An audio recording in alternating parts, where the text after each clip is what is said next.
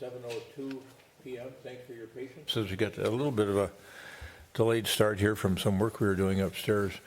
I think Director Bennerat, our communications director, let all of you know that we've been doing these meetings in a hybrid fashion since the start of COVID, and folks are able to watch remotely and call in with matters of concern to them. We've got several different public hearings tonight that they may call in on, and they may call in with concerns of residents on one part of the agenda that involves community comment. And I just noticed we've got many scouts here tonight and probably working on merit badges and scout leaders with them as well. So welcome to all of you. Would you all want to stand up real quick and give us a shout out as to what troop you're from? Are you all from the same troop? All right, where do you meet? Shepherd of the Hills? Yeah. Okay, good. Are you going to ask him any more questions? I'm ready. All right, let him sound out. Let him say what troop they're from so the record can. 1, 2, 3. All right, and where do you meet? Shepherd of the Hills. All right, thanks all of you for being here this evening.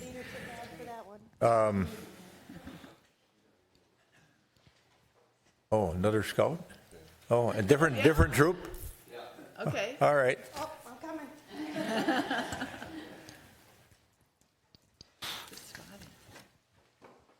I'm from Troop 3089 out of Christ the King in Minneapolis. All right, good. Yeah, welcome. Thanks for being here. All right. As I mentioned, we're doing these meetings in a hybrid fashion. People can tune in remotely. We talked a little bit about the scouts being here. Folks that are here will call on first for community comment or for the public hearings that we handle this evening. And now we'll call the meeting to order, and I'll ask our clerk, Sharon Allison, to call the roll for the council. Councilmember Agnew. Here. Councilmember Jackson. Here. Councilmember Pierce. Here. Councilmember Risser. Here. Mayor Hovland. Here. Next is the Pledge of Allegiance. I pledge allegiance to the flag of the United States of America and to the republic for which it stands, one nation, under God, indivisible, with liberty and justice for all.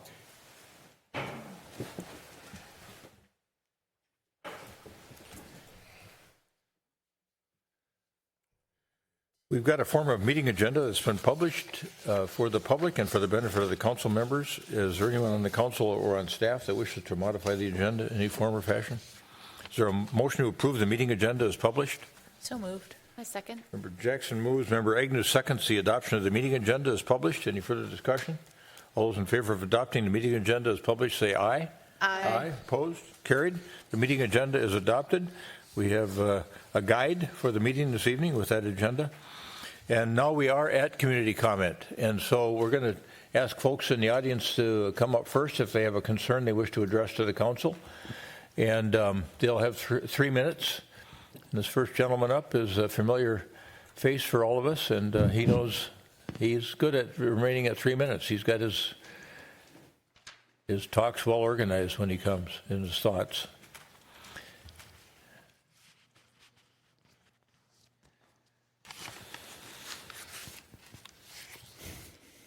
Good evening, Mayor, council members. My name is Ralph Sickert. I live at 4311 Cornelia Circle. My question for the council tonight is why? Are you not crowing cock-a-doodle-doo about having reduced next year's projected tax levy from 17% down to 11%? Why is everyone around the dais not high-fiving and doing their little happy dance for a job well done? Why? Could it be because there's no reason to celebrate?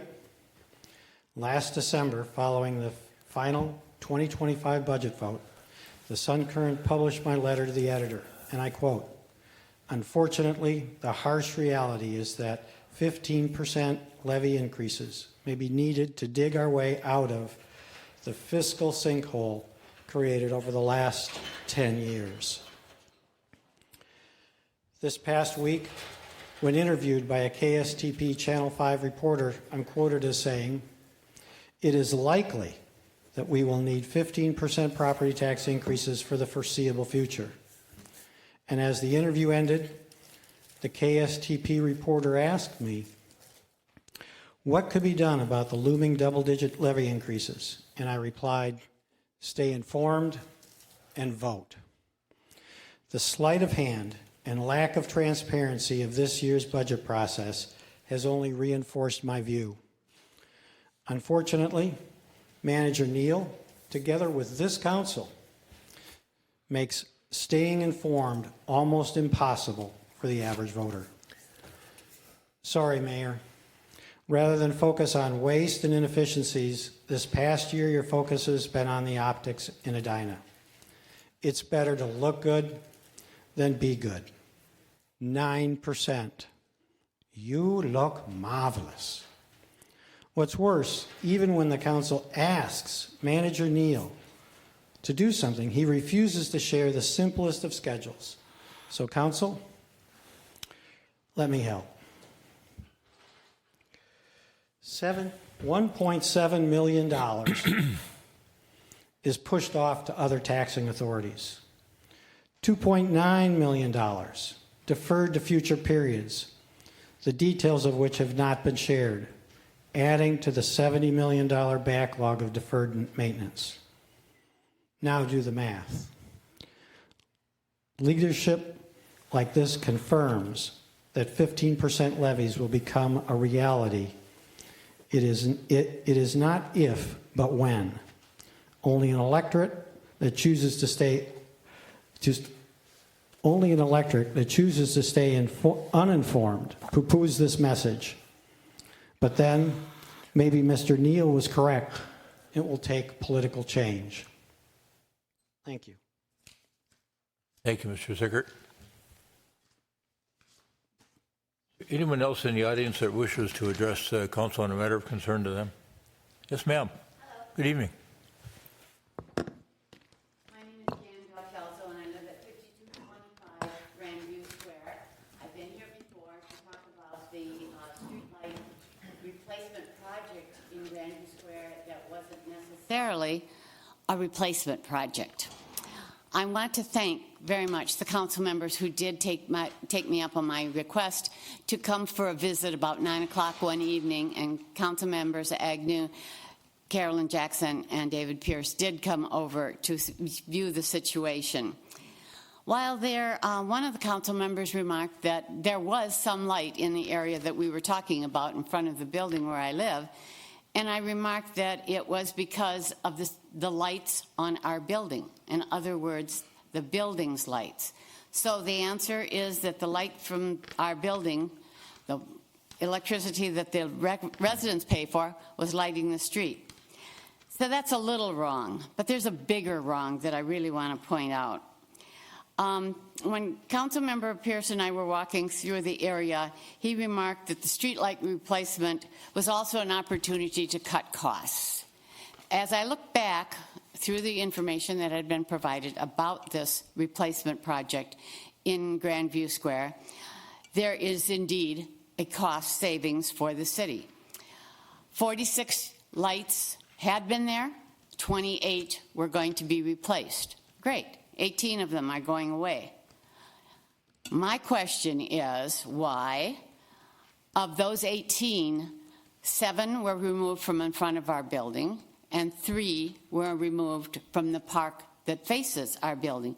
In other words, 55% of the lights were taken away.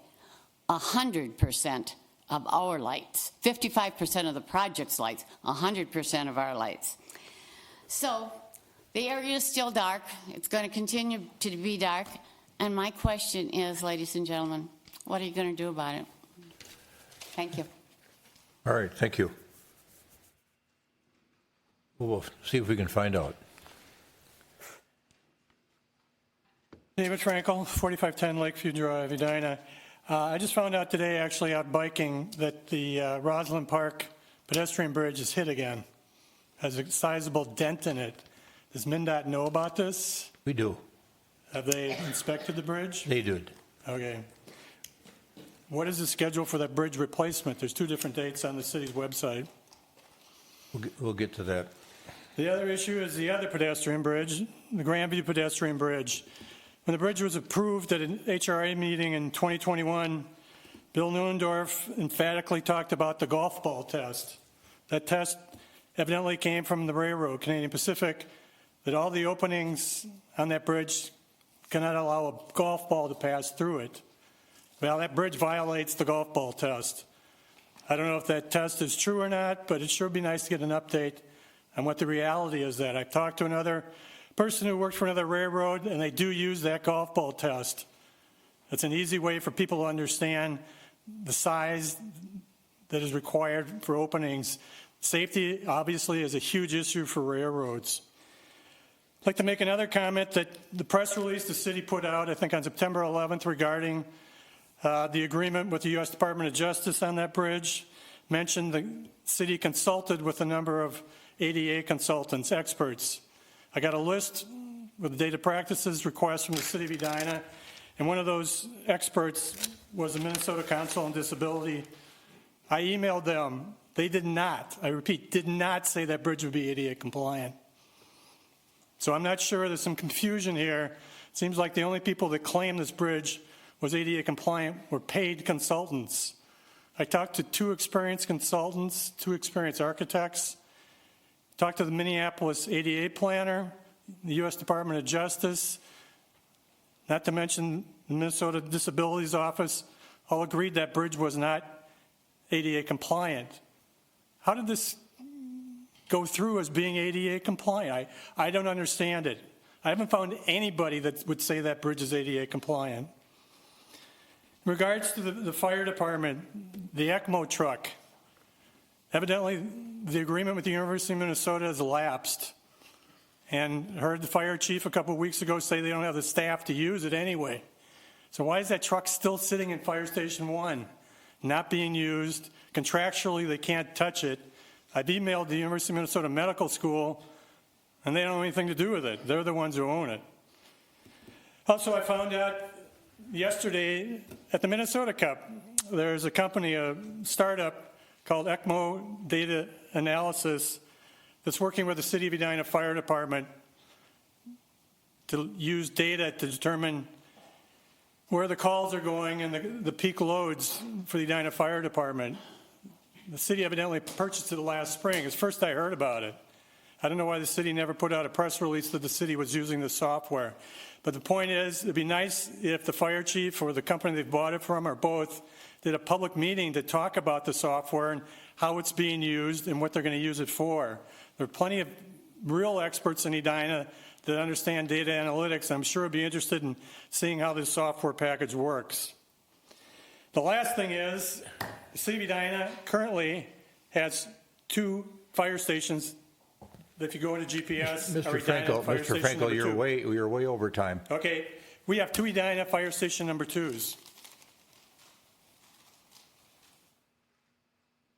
Anyone else? Yes, sir. Come on up.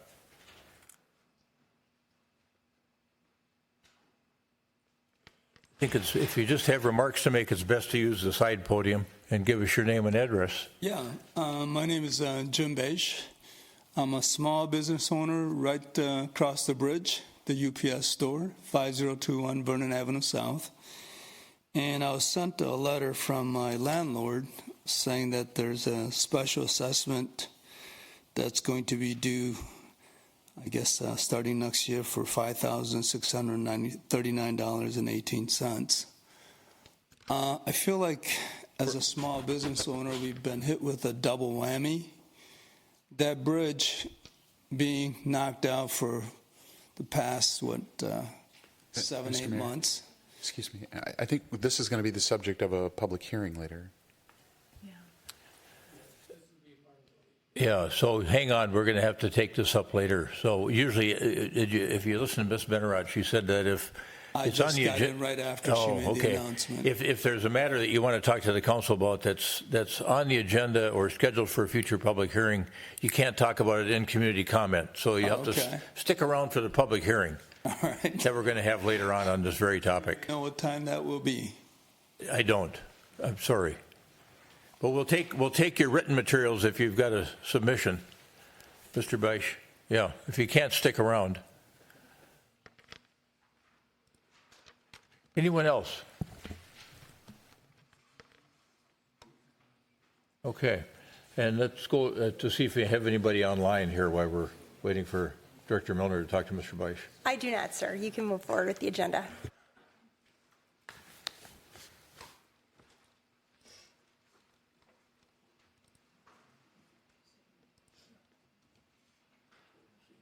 Anyone else wish to address the council? Okay. Our practice is that we take the comments that were made at the prior meeting and we answer those online by Friday of that same week of the council meeting. And then our city manager undertakes the responsibility for also responding to those comments at the following city council meeting. And he's going to do that this evening. And then we may be able to address some of these issues that were raised this evening as well. I'm not quite sure, but we can try. Thank you, Your Honor. We had several questions at our September 16th meeting. First question was, why does the Edina Fire Department not have adequate staffing to single-handedly fight a small house fire? Our response was that national standards indicate that 16 firefighters are needed to safely fight a fire of a 2,000 square foot house. More are needed for fires if it's a bigger house than that, of course, or even a multifamily building. Staffing decisions are locally based. We try to use standards as much as we can in our policy making. Although it's not a guaranteed response, mutual aid companies count towards those national benchmarks. So that's where we are on that particular one. We're continuing to work through fire staffing, both on the firefighting side and on the EMS side. Second, all right, well, hold on that. I think it might be beneficial for people in the audience to understand what mutual aid is. I mean, what happens if there's a fire here or in Minneapolis? We got a young scout here from Minneapolis. Mutual aid is a practice of cities or other local governments kind of sharing between over government borders. So we have mutual aid agreements with many of our surrounding fire departments. If there's a fire that's too big for our department to fight on its own, we can always count on people from Bloomington, St. Louis Park, Eden Prairie, Hopkins, et cetera, to come and help us, and we in turn help them as well. All right. Second question is, what is the status of the advanced flasher for the Eden Avenue crosswalk? And I think we're proud to say it's working. It's installed. Question number 3 was, did U.S. Internet get a permit to work in Edina's right-of-way? Now that T-Mobile has acquired U.S. Internet, who's responsible for right-of-way restorations? Utilities are required to get a permit to operate in the right-of-way, the area kind of behind the curb and between the sidewalk for most homes. That's right-of-way, city right-of-way. And USI, the U.S. Internet, is putting in community broadband, so they get the ability to be in that space, but they have to cooperate with city practices and standards in order to do that. And yes, we get after them when we need to, so that they fix any bad restorations or non-restorations that they do after they after they put their stuff underground. Third question was, will the city consider a variance for the tree protection ordinance? There currently is not an appeals process, but as we have talked with council, we think there's interest in that, and when we bring back a package of ordinance changes for you, we will make sure that we have something in there regarding that issue. Finally, how is Edina's bike infrastructure paid for? Can it be built any faster?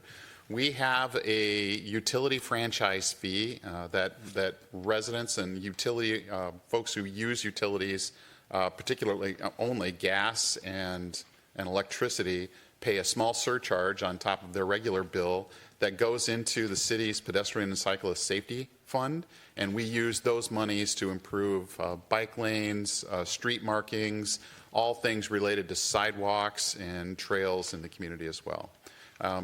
And could we increase the funding there? We could, but we always try to balance those charges with our taxes and our other utility kind of payments as well. Okay. That's what we got. All right, let's see if we can address some of these questions that were raised this evening, because there may be some folks in the audience that are curious about what our response might be. So, Mr. Zickert, that was the first speaker, talked about our levy increase last year, which I actually think was about 8% at the end of the time we got done working on it. But we talked tonight about the preliminary levy being set at a little over 11%. And you might want to explain for folks in the audience what that means. What's a preliminary levy? Cities in Minnesota are required to establish a preliminary levy in September, and the preliminary levy is an estimate of the tax revenues that we will need in the upcoming year, so in 2026. We adopt a number. We share that number with the county. All cities do. The county uses all of those numbers, and it's coming from schools and watershed districts, all kinds of taxing bodies, to put together the truth in taxation notices. So notices get mailed to individual taxpayer homes, and that's when you can see what your share of that tax burden is. And then the council adopts a final levy in December. And again, that's what all Minnesota cities do. So I can tell folks in the audience and those that are watching at home that we set the preliminary levy higher this year because we're dealing with an issue of a number of firefighters that we're going to be authorizing to be hired. We've got some different studies that have been done. We wanted to make sure we had enough flexibility to be able to do what we thought was important from a community standpoint.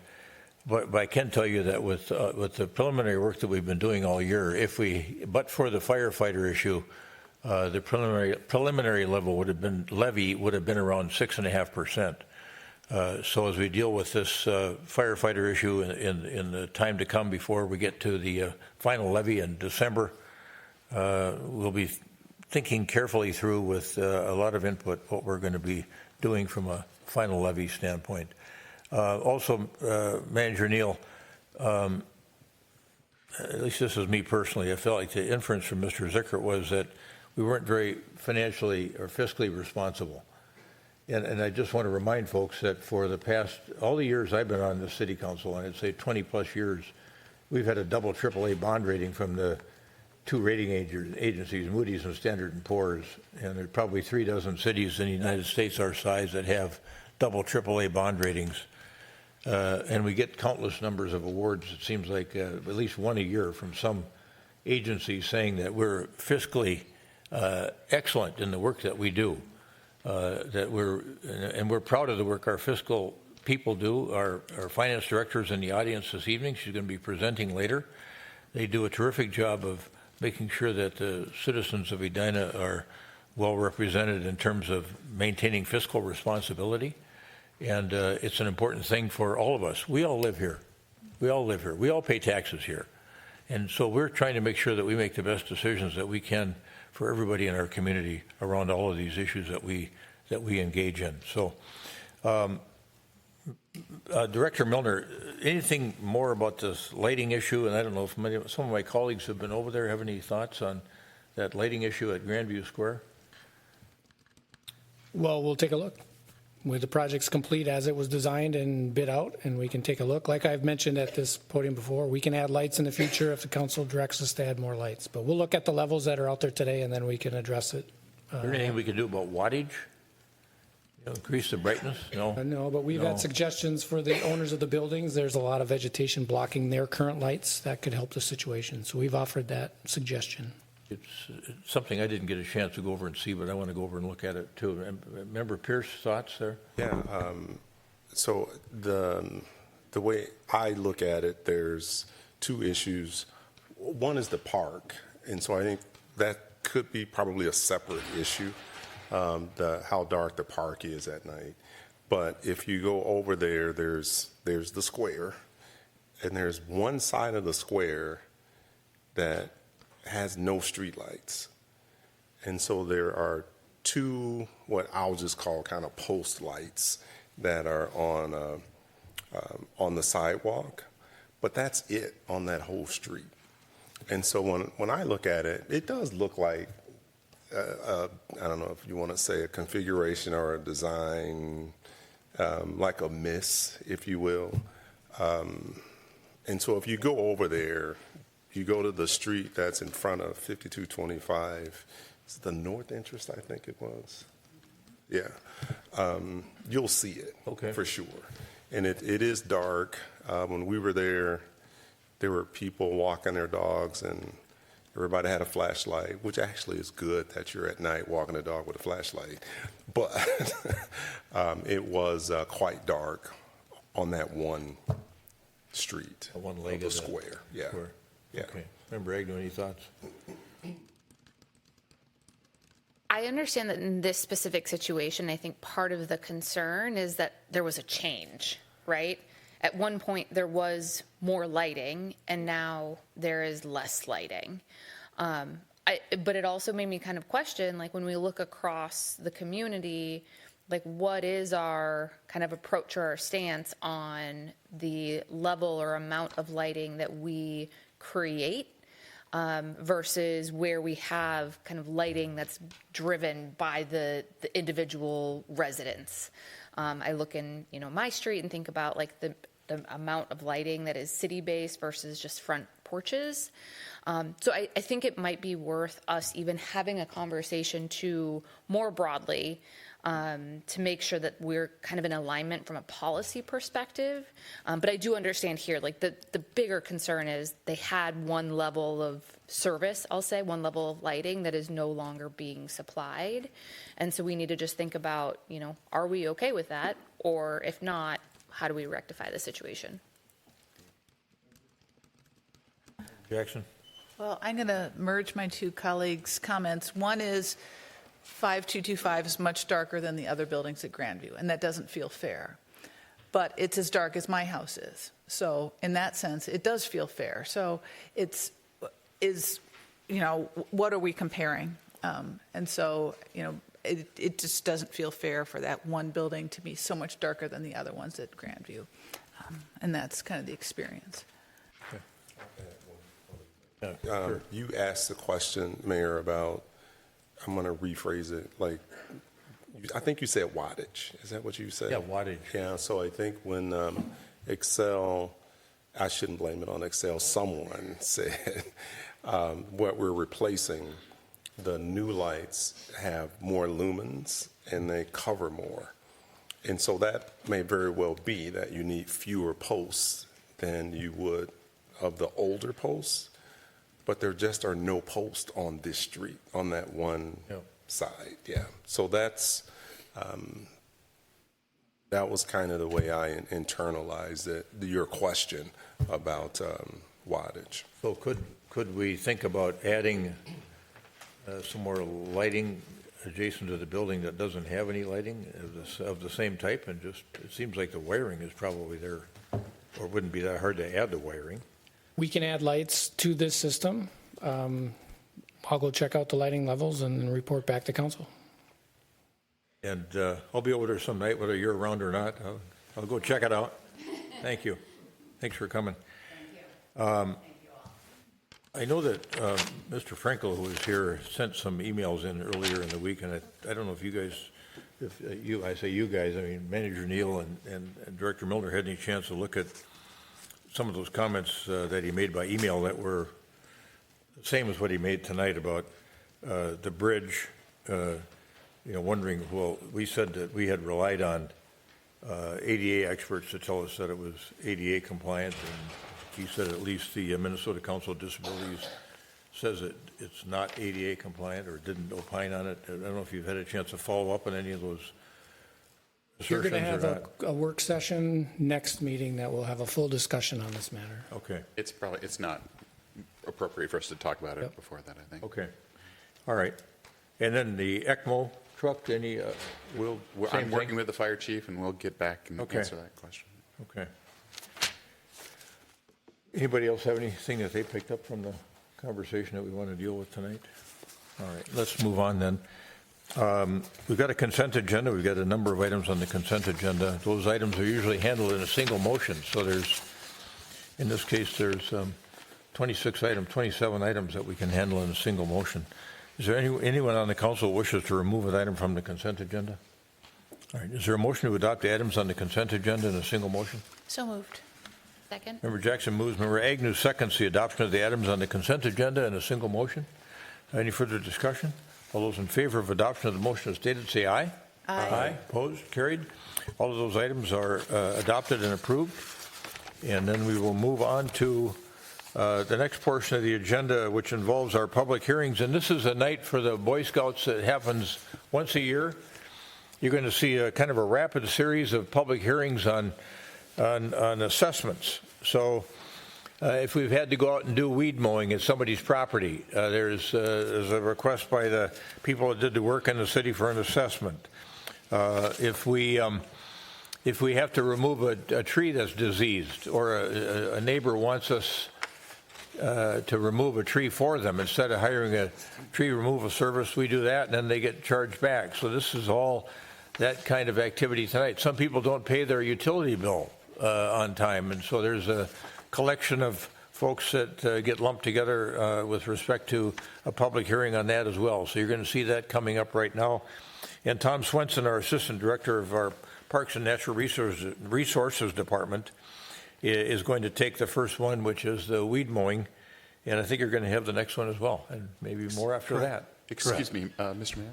Before Mr. Swenson starts, I just wanted to remind the council that we are seeking action on these individual items tonight. Normally, we don't do that, but we are getting close to the time frame in which we've got to have things filed to the county. So that we try to give everybody as long as we possibly can to pay, and then here we are tonight, and we need some action on each one. That's all.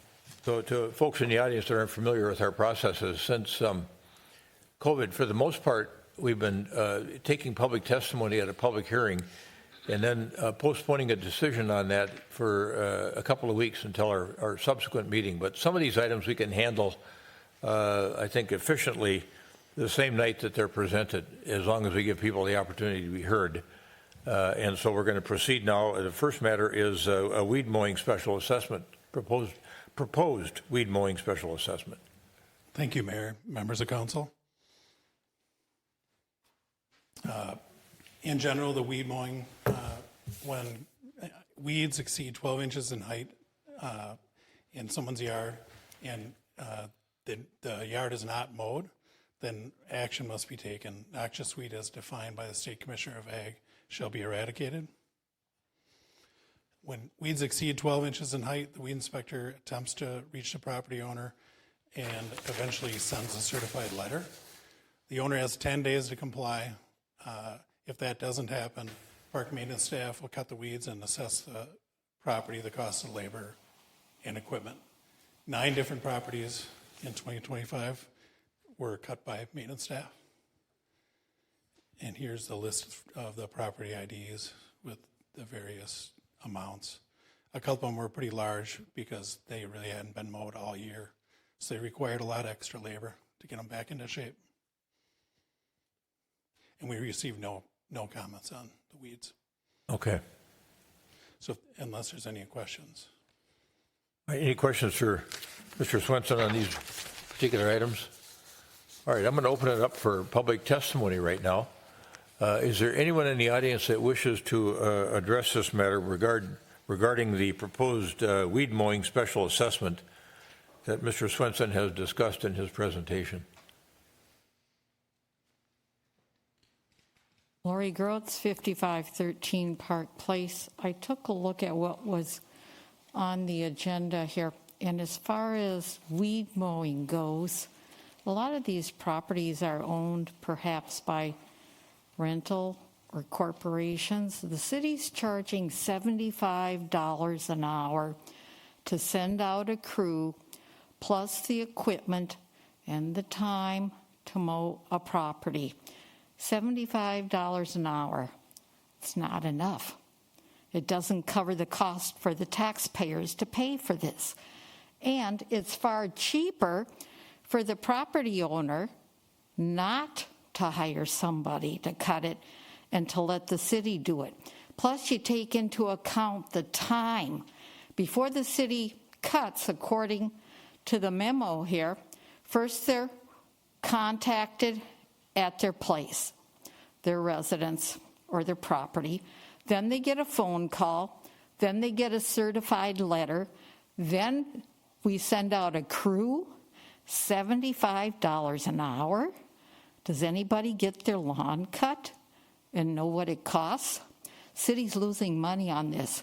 You need to double the fees, and then people will be cutting their own lawns. City's got some financial problems, and you've got to be more respectful to the taxpayers. You know, it's costing us money because people don't want to cut their grass. You've got to make some changes. Thank you. Thank you, Ms. Groats. Appreciate the thoughts. All right, any other folks in the audience who wish to testify? Do we have anybody online that wishes to testify? We do not.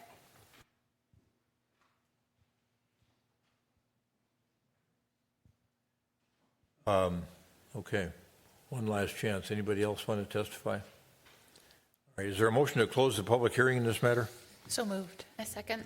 Member Jackson moves, Member Agnew seconds the motion to close the public hearing in this matter. Any further discussion? All those in favor of closing the public hearing say aye. Aye. Opposed? Carried. We've got a motion that Mr. Swenson has prepared for us, embodied in Resolution 2025-95, which designates the properties for a weed mowing special assessment in improvement number WD25. Is there a motion to adopt the resolution 2025-95? A second. All right. Member Jackson again moves. Member Agnew again seconds the adoption of the motion to make those weed mowing special assessments to the group of folks that are identified in resolution 2025-95. Also embodied in improvement number WD-25. Any further discussion? All those in favor of the passage of the resolution 2025-95 say aye. Aye. Aye. Opposed? Carried. And then in terms of the issue Ms. Groats raised, Manager Neal, you might want to talk about how we have to go about the process from a state law standpoint about making sure that our charges align with the value of the work. I can assure you that we're as frustrated about some of the aspects of this process as Ms. Groats is. But we do need, there is a standard of process that has to happen here. There's due process along the way for the property owner involved. We observe all of those. It's a plotting process that has stops and goes to it, but we comply with it, and that enables us to pass all the legal muster to get payment for this ultimately. And Mr. Kendall, if we were to take a look at whether or not we could raise these fees, what would be the process? This is our city attorney sitting here for the Scouts. Yeah, I think it would just be if it's on the fee schedule, it would just be a discussion for the next approval of the next fee schedule. All right. Okay. Very good. All right. Director Swenson has the next matter as well, and that is some proposed special assessments for tree removal at certain properties. Director Swenson, go ahead. Yep. So this one's tree removals. If the tree inspector finds and controls the spread of diseased trees, the city forester also detects safety trees and notifies the homeowner by 31 days to comply with diseased trees or public safety trees. Homeowners have the option to remove and dispose of these trees on their own or hire their own contractor. 6 properties in 2025 or 4 did not do this, and the city contracts out the removal and trimming of the trees, 9 trees in total at 6 properties. The city forester secures quotes from private contractors. The cost per tree varies greatly, as you can imagine, based on the size of the tree and where it's located on the property. And city staff does not do this work. It's all through a contractor. Recently, we updated the payment schedule because some of these trees are fairly expensive to remove. And this is the list of property IDs and trees that we're asking to assess the value back on. Okay, very good. Questions from council members for Director Swenson? All right. This is another public hearing matter. Let's open this up now for potential public testimony. Is there anyone in the audience that wishes to testify regarding Resolution 2025-96, which would provide for special assessments against 6 properties for tree removal?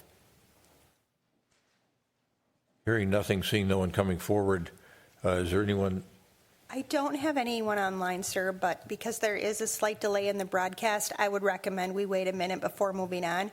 My All clock right. shows it at 7:43. I will come back to you when I have a caller, or 7:44, whichever's first. Thank you.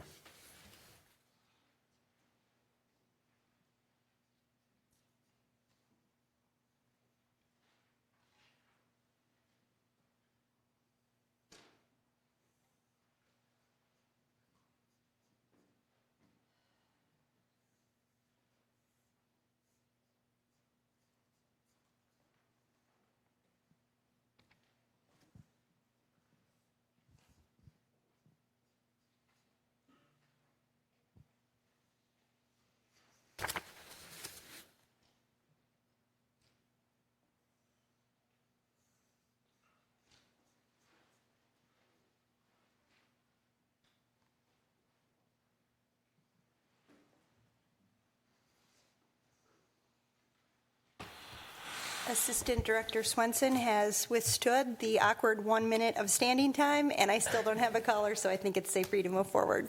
All right, very good. So we had nobody testifying live, nobody testifying online. Is there a motion to close the public hearing in this matter? So moved. Second. Member Agnew moves. Member Pierce seconds the closing of this matter from a public testimony standpoint. Any further discussion? All those in favor of closing the public hearing on proposed resolution 2025-96 for tree removal special assessments, say aye. Aye. Aye. Opposed? Carried. The public hearing is closed. Is there now a motion to approve resolution 2025-96 for tree removal special assessments embodied in improvement number TR-25? So moved. Second. Member Agnew moves. Member Pierce seconds the adoption of the resolution as stated. Any further discussion? All those in favor of adoption of the motion as stated, say aye. Aye. Aye. Opposed? Carried.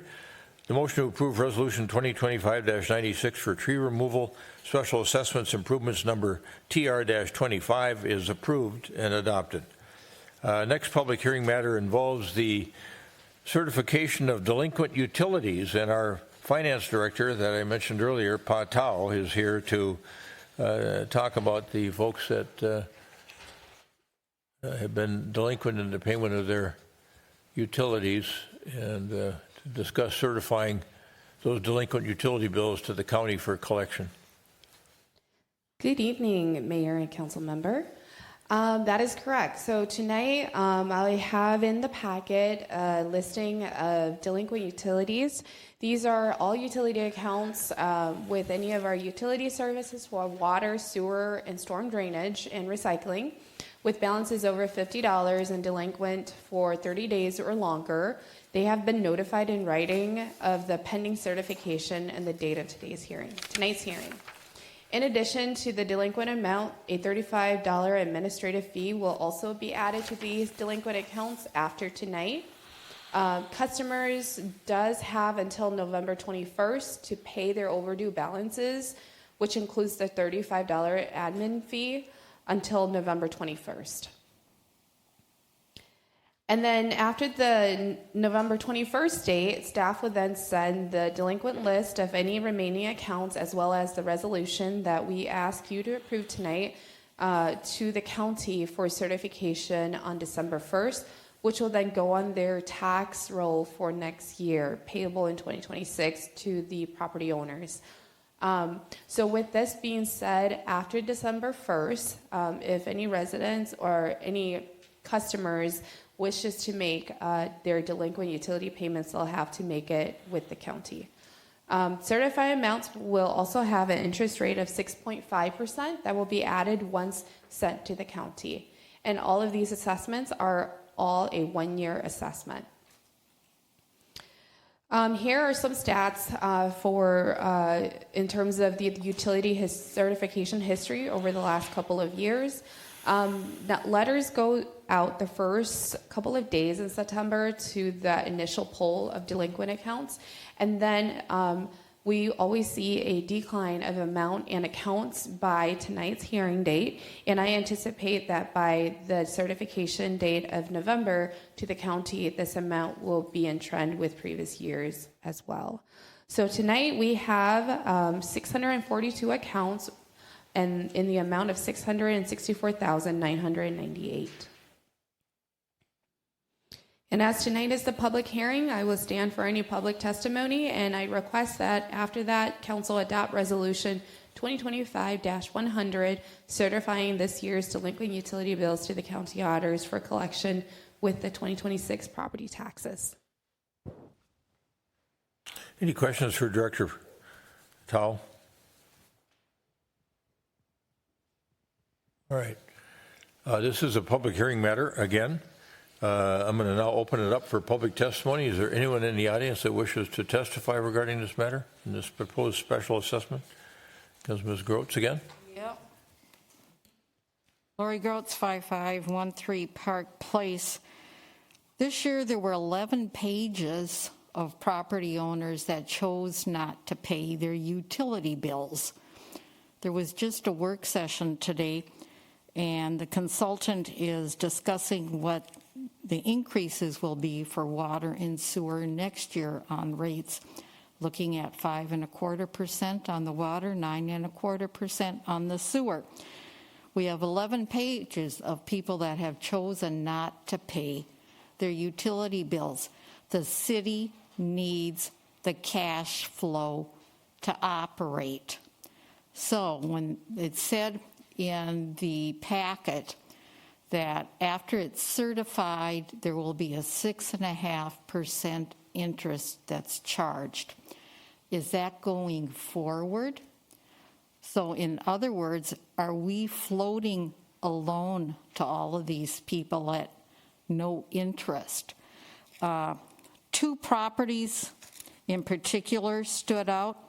7401 York Avenue. It's the Yorkdale Townhomes Limited Partners. It's a low-income rental.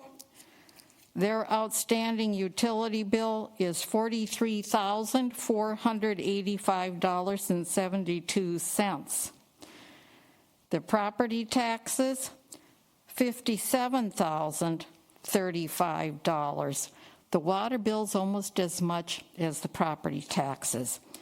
The other one is at 3400 Park Lawn Avenue, and these owners are from the Hennepin County Property Tax website, Common Bond Communities, low-income rental properties. The money that they owe the city for their utilities, $43,598.78. Their property taxes, $31,886.54. Their property taxes are $12,000 less than their utility bills. So what does the city do to try to collect these bills? Or do they just let people float along? There's a lot of people in there that have $1,500, $2,500. There's one $5,000. Why aren't they paying their bills? We need that revenue. So what's the city process? Do you just wait until the end and then certify it? And then you get the 6.5% fee? Seems to me, I don't usually look at my water bill too much because it automatically comes out of my checking account. It used to be if you didn't pay on time, is there a 10% fee that goes on to that? Yeah, might be a 10% fee. But we can't be footing these bills. How do you make the people pay their bills? Thank you. Thank you for that. Anyone else wish to testify? Okay, let's check. No, nobody waiting online to testify. Did Ms. Grotz's comments cause anyone in the council to have a question for Director Tao? Okay. This was a public hearing matter. Is there a motion to close the public hearing? So moved. Second. Member Agnew moves. Member Jackson seconds the closure of the public hearing regarding the potential certification of delinquent utilities bills to the county for collection. Any further conversation on that and closing the public hearing? All right. All those in favor of closing the public hearing say aye. Aye. Aye. Opposed? Carried. And then the motion that the Director Tao has requested is that we approve Resolution 2025-100 for certification of delinquent utilities bills to the county for collection. Is there a motion to that effect? So moved. Second. Member Agnew moves. Member Pierce seconds the adoption of Resolution 2025-100, which would certify the delinquent utility holders to the county for collection of their utility bills. Any further discussion? All those in favor of adoption of the resolution as stated, say aye. Aye. Opposed? Carried. Resolution 2025-100, certifying the delinquent utilities bills to the county for collection, is approved.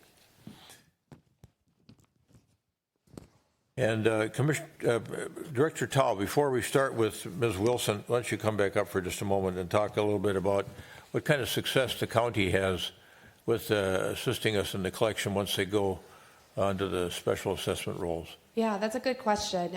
Once it goes over to the county, they then put it on the property tax owner's property tax to be paid in 2026 or the next year.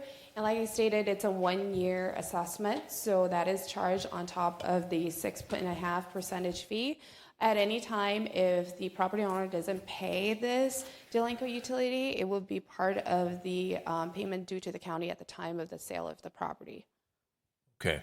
And then with respect to that 6.5% penalty, I think the inference from Ms. Groats was, could you, or the implied question was, could you charge 6.5% from the time it goes delinquent as opposed to the date it gets certified?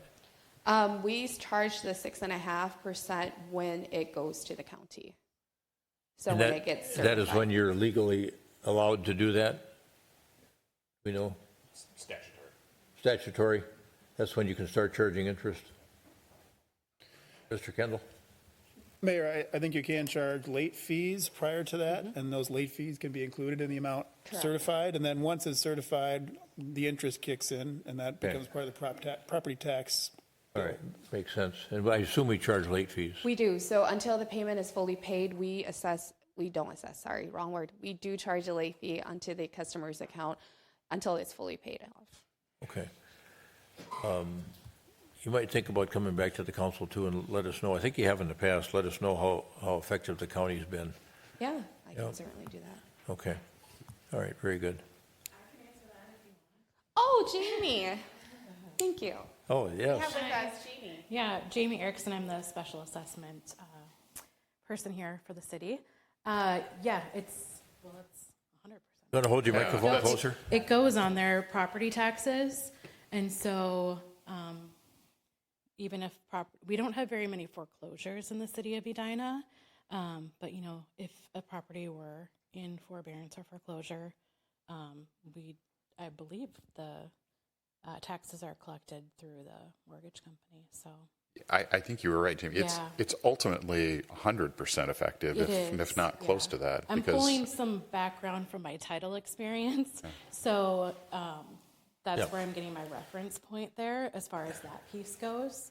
But yes, it is 100% effective as far as it going upon sale. To the county. Yeah, I would assume. It may take a while. It's not even upon sale; it's upon taxes due on October 15th and May 15th. So. Okay, good. Thanks. Hopefully that's helpful. Thanks for that. Okay, Ms. Wilson. Thank you.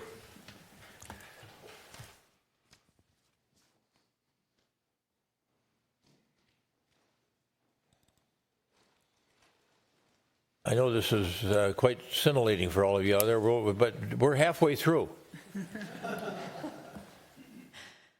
Good evening, Jessica Wilson, Water Resources Manager, and I have Aquatic Vegetation Improvement AQ 25, Resolution 2025-85 this evening. This is the same one you see every year for Aquatic Services Management. This is a city-coordinated service, and these are elective services that are requested by residents and aligns with the policy in the Water Resources Management Plan. There are 4 water bodies. The first, Arrowhead Lake, and that has services assessed this year for 2024 services related to aeration and vegetation control. And that's for each of those lots that is adjacent to the lake. At Indian Head Lake, there's aeration services and DNR water use fee in 2024. They're part of that assessment for all those water bodies adjacent to the lake. For Lake Nancy, that is vegetation and algae control with some cost share with the city there for the algae portion of that work for lots adjacent to Lake Nancy. And then at Mill Pond, it's for mechanical harvesting and then also the Browndale ramp repair. This is the second of a 2-year split of that repair work.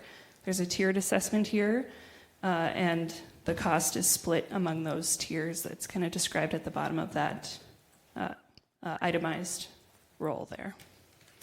And the Browndale access ramp was replaced in 2024. That was partially shared with the city and split over 2 years. So the recommendation is to adopt the resolution 2025-85 for the amounts shown for those water bodies. It's a 1-year assessment. Excuse me. Any questions for Ms. Wilson from council? All right, stand by. This is another public hearing matter. I'm going to now open it up for public testimony. Is there anyone that wishes to testify regarding this proposed series of special assessments on these lake properties in Edina? All right, see no one coming forward. We'll turn now to the potential testifiers from the virtual world. Anything? I don't have anyone hanging on the line with me right now, but I'd really like to give them an opportunity to call in. Okay. So because there is that brief delay, I would recommend we wait 1 minute. My clock shows it at 7:59. I'll come back to you at 8 p.m. or when I have a caller, whichever is first.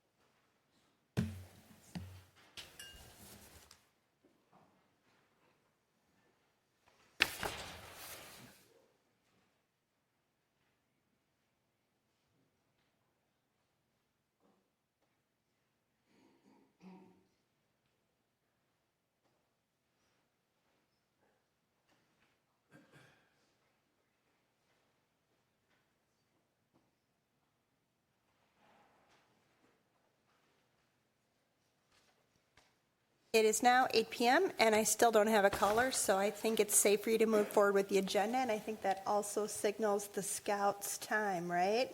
It's been an hour. Stay all night. We'd love to have you. Yeah. All right. All right. So this was the potential assessment for aquatic vegetation removal on some of our Edina lakes. Those property owners that live on the lake are the beneficiaries here. Is there a motion to close the public hearing in this matter? So moved. Member Jackson moves. Member Pierce seconds the closure of the public hearing in this matter. Any further discussion? All those in favor of closing the public hearing on this matter say aye. Aye. Opposed? Carried. The public hearing is closed. And then the proposed resolution is Resolution 2025-85, which establishes the aquatic vegetation special assessment role embodied in improvement number AQ25. Is there a motion to adopt that resolution? So moved. Second. Member Jackson moves. Member Pierce seconds the adoption of Resolution 2025-85, which is the aquatic vegetation special assessment role embodied in improvement number AQ25. Any further discussion? All those in favor of adoption of the resolution as stated say aye. Aye. Opposed? Carried. That resolution is approved and adopted. And we are on to the next matter. Now we are switching over to Derek Otten, our facilities manager, who has a couple of matters for us to address in terms of maintenance of the 50th and France District and the Grandview District.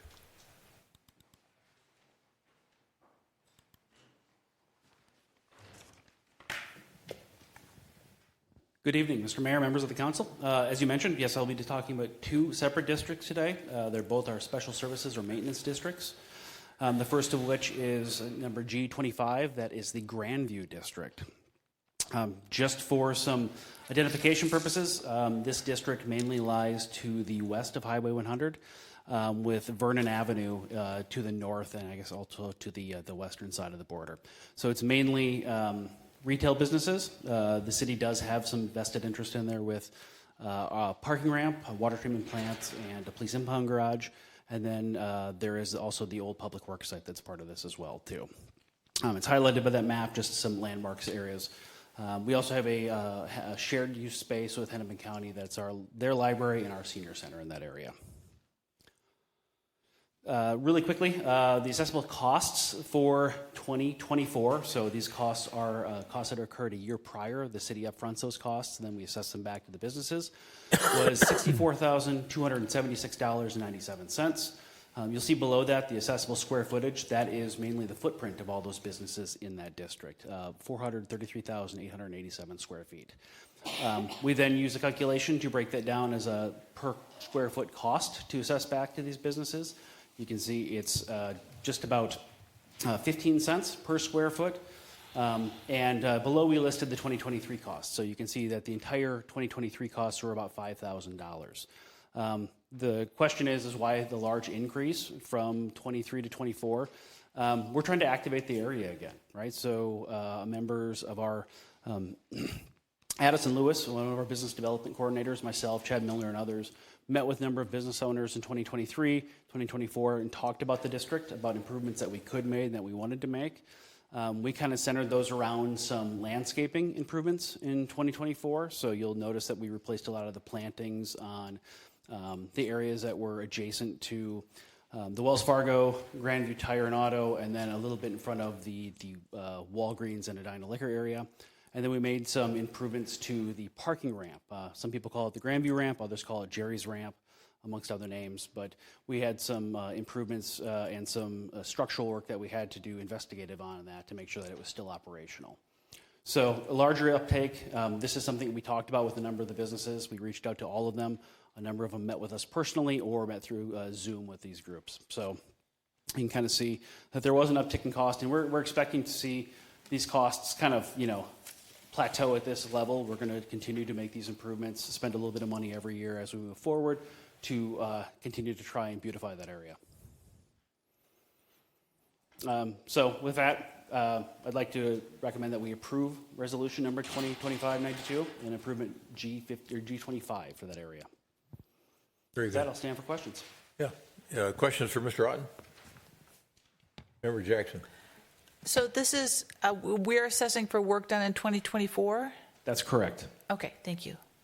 Other questions for Mr. Otten at this point in time? All right, let's open this up for public testimony. This is another public hearing matter. Is there anyone in the audience that wishes to address this proposed special assessment? Yes, sir. Now, come on forward. Mr. Beisch, is that right? Yes, sir. Yes, you're welcome. Again, my name is Jim Beisch. I'm the owner of the UPS store right across the bridge. I don't think I had a chance to attend. I'm reaching 70, so I'm trying to retire. I don't think I got to any of those meetings that they had back in 2023. One of the concerns I have as a small business owner is that with the bridge being out, obviously it's impacted our business quite a bit. Then I felt like when I got this email from my landlord, it was like a double whammy on top of the bridge being out for about 8 months, really affecting our business, which I thought, okay, come November, it will be open. Hopefully we'll get back to normal. Then I get this email saying there's a special assessment of, I think for our property, something like $5,000 some, which the landlord will obviously pass on to the renters. As I heard about what the special assessment was for, the landscaping improvement, I'm going, again, I don't quite know exactly how that money was spent, obviously the ramp and the landscape, but it seems like it's a bit excessive, especially to the small business owners that's been deeply impacted by the closure of the bridge. And I'm requesting the city council to take some of that into consideration and figure out a way as far as alleviating some of that cost, maybe spread it over maybe 4 or 5 years, taking into account what's happened the past year in 2024, where over half the year, all the businesses were impacted by the closure of that bridge. Thank you. Yeah. Are you in the jury's office building? I'm in the, between the booze and the drugs, the Edina liquor store and the Walgreens. I'm that UPS store that's been there forever. Okay, you're in the little strip mall there. Yeah, I've been operating that business for 20 years, and we've been deeply affected this year. You're the first one I've heard it described as booze and drugs building. That's a good way to remember it. Yeah. But again, my thought was we'll just suck it up and bear it. The bridge needed to get replaced. We'll hang in there, and hopefully things will get back to normal. But when I got this email from my landlord, like I said, it felt like a double whammy. Yep. And when the city makes these plans for these assessments, whether they're taking into consideration the impact of a major closure like that on the small businesses, then on top of that, coming back to them saying, we got a surprise for you. Here's another special assessment, which I don't mind getting a special assessment and making payments. I don't know how much improvement my business will have because of a ramp improvement and landscaping. And yet, when the city decides to make these special assessments, I wonder what considerations are taken into place to say, here's expenditure, here's what it's going to do for you. So this seems fair. And from my standpoint right now, it doesn't seem fair. I'm asking the council to reevaluate and maybe find some ways to extend the payments over a period of time, and then to, in the future, when we're looking at something like this, where you have a bridge that's going to have a major impact, maybe a road closure, whatever, to figure out, again, get back to the businesses, what impact will this have on you guys? We're going to do some special assessments to figure out, can these small businesses handle that? And right now, it's a nip and tuck trying to handle these fees. As my expenses go up, my rent increases, my sales goes down. So. Yeah, thanks for that. And that $5,000 bill is not the bill for the whole strip, from booze to drugs. It's it's yours, part of it. That's what I'm. That's the way you're reading surmising from the email that I got. Okay. Obviously, I'll have to talk to my landlord as to the specifics. Okay. But again, when I hear about the ramp improvement and the landscaping, again, I don't see what kind of improvement that it's going to have on my business. I know the impact that the bridge had on my business. Understood. So, Mr. Otten has maybe a thought there, too. Right, Yeah. Go ahead. To answer that question, the $5,000 that he was referencing in his letter is to the entire strip mall. It's not just his business. So we assess the building owners, right? And however they work out their lease agreements with their tenants, that's between them. We really don't have anything to say with that. So I think that question about how much of his portion is has to go back to his landlord. Okay, that's helpful. Yeah, thank you. Anyone else wish to testify regarding this proposed assessment? Anyone online? Okay. All right, is there a motion to close the public hearing in this matter? So moved. Member Jackson moves, Member Pierce seconds. The Second. closure of the public hearing in this matter. Any further discussion? All those in favor of closing the public hearing say aye. Aye. Opposed? Carried. Public hearing is closed. Interesting issue Mr. Beisch raised. We know there's been impact there, impact at 50th and France. Typically, we'd collect these in 1 year, but We've also done things over time in the past, like with street improvements. You know, people have, what is it, up to 15 years to pay off a street special assessment, you know? So it's probably not a conversation to hold tonight in detail, but Member Jackson? Yes, I have a question for Director Otten.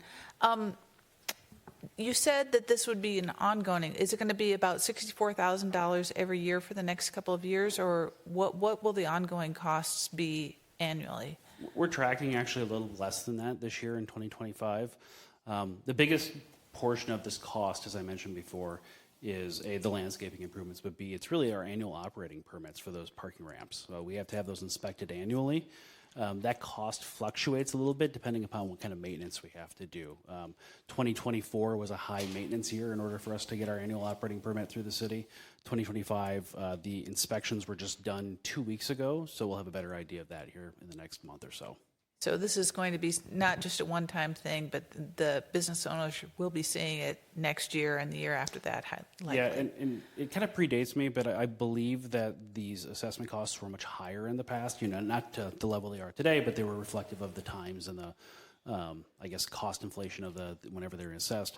And a lot of the businesses were really, happy about being part of that maintenance district and those improvements, trying to activate the area. So we're just trying to bring it back to what it was before. So a lot of those tenants, I don't believe, were involved in some of the engagement process, but the building owners and the property owners were. Those that chose to be anyways. Okay, thank you.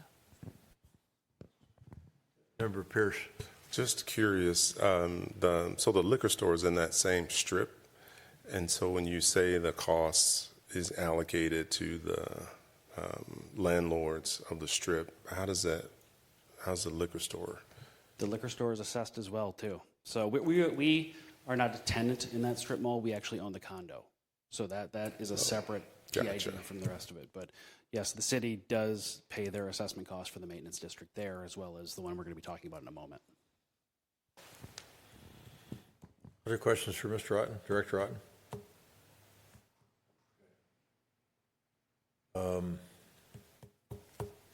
Wanted to have a conversation, pre or post motion. Manager Neal, maybe a little guidance from you might be helpful. Because I think regardless of whether you're a tenant and you've got a traditional lease where you're going to pay your pro rata share of special assessments, or you're the owner eating it, we know that there's been impact over there for those folks. And if the council were so inclined to take that into consideration, as Member Jackson points out, it's not just 2024, it's 2025 and it's 2026. Might we think about some kind of a program where we can help relieve some of that stress that they've been under because of reduced sales due to the bridge closure? So I think it's worth remembering that the discussions that Mr. Otten noted happened before the project happened, right? So there's discussions that are going on about what level of additional service they want to see in their maintenance district. We add that to sort of the obligatory piece on the parking ramps, and we move it forward in good faith, right? We expend public dollars in that concentrated area with the bargain that we assess it back and we get paid at some point in the future, and we do the same at 50th and France as well. I don't recall a time actually where we have delayed them. We've had that discussion. But then they pile up because I don't think we've ever delayed them, but maybe spread them out. I mean, delay, I guess that's another way of saying spreading it over time. But yeah. But our recommendation, I think, is to continue to operate this maintenance district. It has been one that Mr. Otten noted was high, kind of relatively for a number of years, and then didn't go quite dormant, but the cost went way down. Now we have a set of property owners that are more interested in kind of collective benefits, and the maintenance district tool is a really important one for us. Do you have any sense of that strip mall that, we're in there on a condo basis, we're going to pay our fair share, but the rest of that strip is all owned by a single owner? I believe so, yes. Yeah, and do we know the square footage of it? And so most of those, between Walgreens and the liquor store, most of those stores seem to be about the same size, square footage wise. I don't know off the top of my head, but I can get that information for you. Yeah. Okay. just thinking about his pro rata share of what that might be, and I think you made a fair point that it's less than 5,000. Yeah, it's going to be something less than 5,000, maybe 1,000. I don't know. Member Jackson. Yes. So because these funds have already been expended and we're getting reimbursed, I think that the question is we need to reimburse the costs. But is this something that the Spark funds might be able to go for to maintain these businesses? I'd need to talk to Mr. Neuendorf about that, but I don't think so because I think that's connected to job creation. I think it was connected to capital improvements. I don't know if landscaping is a capital improvement. Not typically. No. Not, yeah, but I think you're making a fair point, Member Member Jackson, about we cut the deal with the building owners that wanted these improvements. We advanced it on our nickel, and it's got to be repaid for at least 2024. Maybe we can think ahead about it for 2025. Right, some sort of relief for these guys based on what happened in 2025 with the bridge closure. Okay. Well, let's see if we've got a motion here. No, I'm sorry. The public hearing is closed. Sorry, Mr. Beisch. Just up here now. Okay, so we got a resolution that's being proposed by our facilities manager, Derek Houghton, and that is to adopt resolution 2025-92, the Grandview Maintenance District Annual Assessment Improvement, embodied in improvement number G-25. Is there a motion to that effect? So moved. Member Jackson moves. Member Pierce seconds the adoption of resolution 2025-92. Which is the Grandview Maintenance District Annual Assessment by square foot, embodied in improvement number G25. Any further discussion? All those in favor of adoption of the resolution as stated say aye. Aye. Aye. Opposed? Carried. Resolution 2025-92 is adopted. Okay. You've got the next one too, Mr. Otten. That's correct, yeah. So this is the second of our special services district. This is the 50th and France Avenue Business District. It's maintenance improvement number M25. Again, kind of a orientation for you. All of the areas that you're seeing there that are highlighted in that pinkish color are private businesses. The areas that are kind of outside of those private businesses on the upper portion of that photo or the north is what we call the north parking ramp. That is a public parking ramp that the city owns. And then there's also a large kind of gray box in the southern area, and that is what we consider the south parking ramp. So that's the one that's next to Lunds and Byerly's. So those are both city-owned properties. And then all of the sidewalks, obviously, streets, public pedestrian pathways, things like that, are all private-owned businesses. And there's two other kind of oddities there. There's a strip of parking in the Lunds Byerly's parking lot that the city owns. And then much like the Grandview District, we own the condo that the liquor store resides in. So just kind of identify the private business footprint. Same formulation that we have for the Grandview District, where we charge these businesses for maintenance in the district. The difference here is in 50th and France, we actually have a dedicated staff person down there. That dedicated staff person does a number of things. They remove trash from the site, aid to the overall general cleanliness of the spaces and the pedestrian and public walkways. They deal with all the snow and ice removal during the winter months, which is kind of a large portion of the cost for this. And then they really act as a liaison between the city and the businesses. You know, if the businesses see something they want to be addressed, they have a person that they directly can go to down there. And so that's a big benefit to that area. Accessible costs in 2024, $522,951 and about 37 cents, the rounding error there. And then the accessible square footage of this is 452,347 square feet. Again, we're only looking at the footprints of the buildings. So if it's a multi-story building, it's only really the footprint of that building. It's not each individual story. And residential units do not count against this too. So there are a couple of apartment buildings and condos down there that are not assessed through this process. Proposed assessment for 2024 is $1.15 per square foot. And you can see actually there's a decrease from what we came back here in 2024 and assessed. That was about $570,000. And that was really, attributed to a large repair project we had in the south ramp where we had some structural deficiencies. If you remember, we had to actually shut the parking ramp down for a number of weeks and months that summer to make those repairs. We finished that work out and finished paying for that work in 2024, so some of those costs are from that. So I guess our recommendation for the night is to approve the special assessment for resolution number 2025-93 for improvement number M25. And with that, I'll stand for questions. Questions for Manager Otten? You caused me to think of something when you talked about the apartment buildings. Some of the apartment buildings down there have retail on the first floor. That's correct. I assume those are getting assessed. Yeah, so that's where that footprint comes in. So the Nolan Mains area, that is all retail on the first floor, as is I think the 50 France building too. Also where there's some cooperative apartments above, but it's all retail on the first floor that gets assessed. Okay, good. Well, this is another public hearing matter. Let's open it up for public testimony. Is there anyone in the audience who wishes to come forward and testify regarding this matter? This proposed special assessment at about $1.15 a foot, I think. Hearing no one and seeing no one coming forward, do we have anybody online? I don't have anyone online yet. I would recommend we wait 1 minute. My clock shows that it's 8:24, so I'll come back to you when I have a caller, or 8:25, whichever's first. All right, thank you.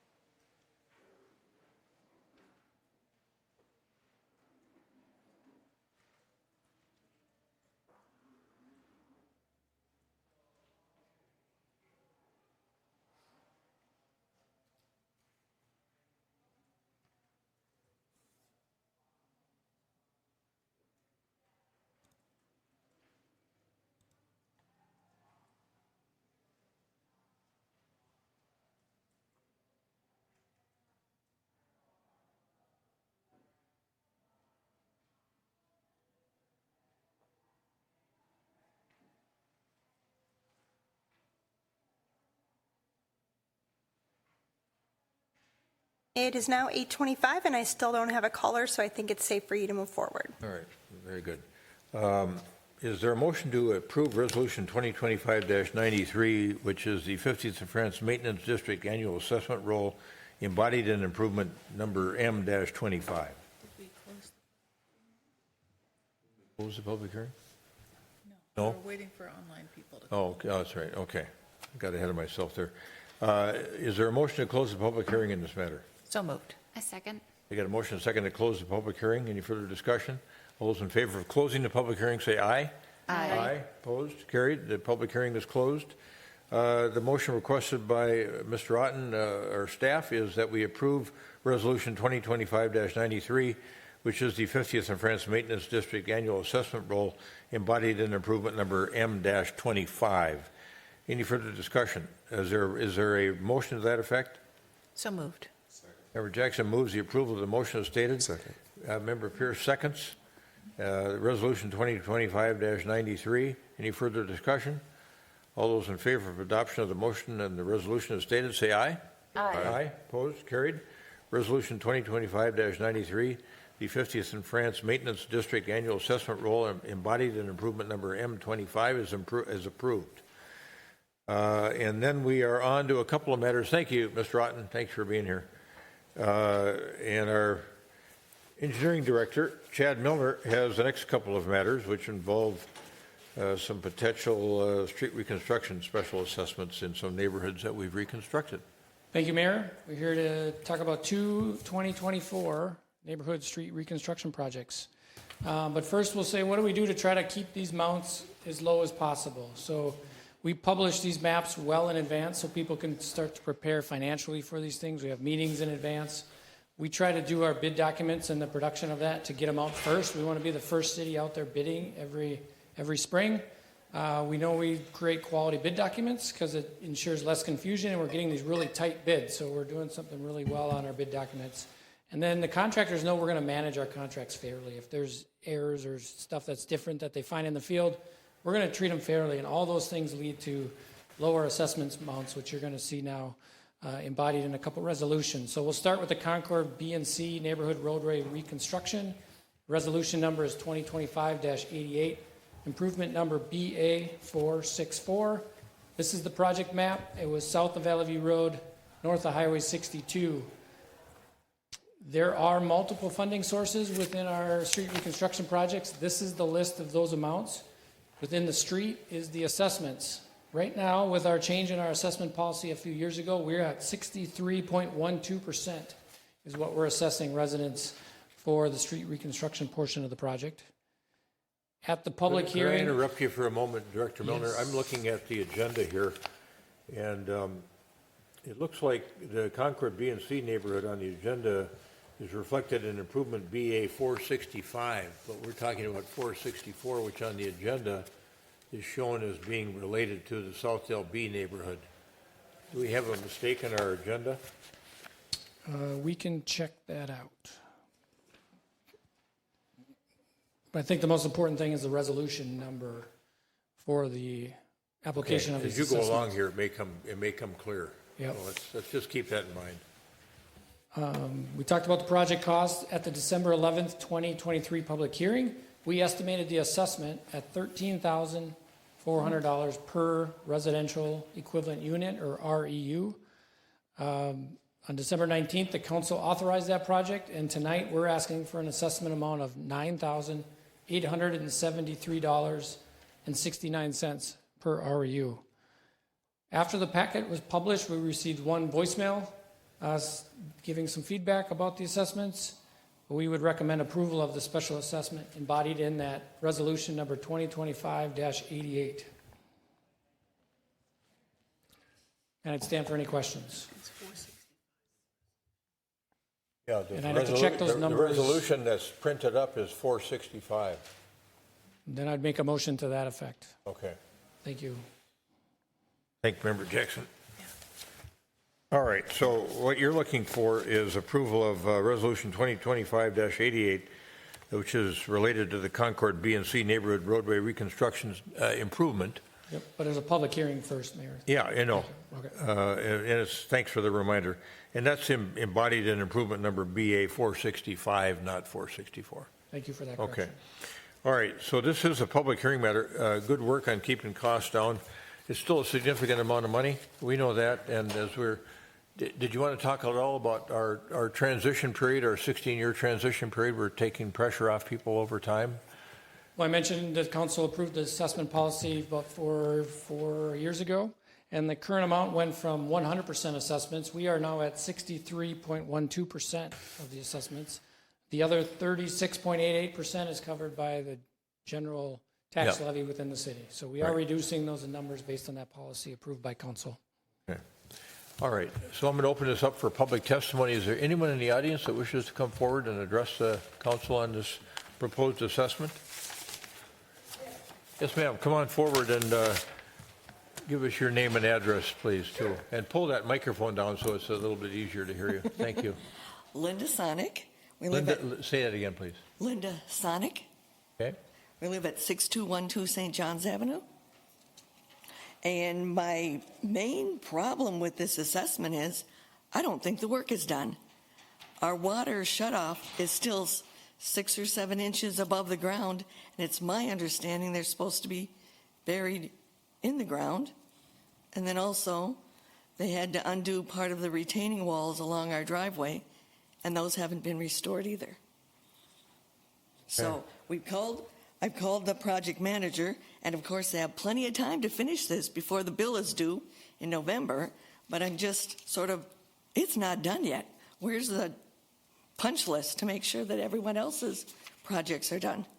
Did you get her address, Director Milner? Yep. And do you thoughts on that? I can answer questions. Okay, yeah, we'll do that when you're done. Yeah, thanks. Thanks, Linda. Okay, anyone else?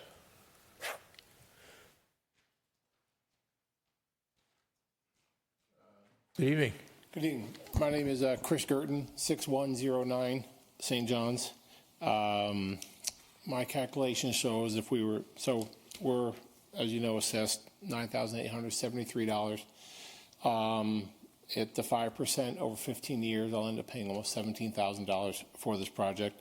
Certainly not saying it didn't have to be done. We're new to the neighborhood, so we got, this is pretty surprising to us. Just want to say in general, the amount, with having three kids in college right now and trying to figure this out is pretty tough.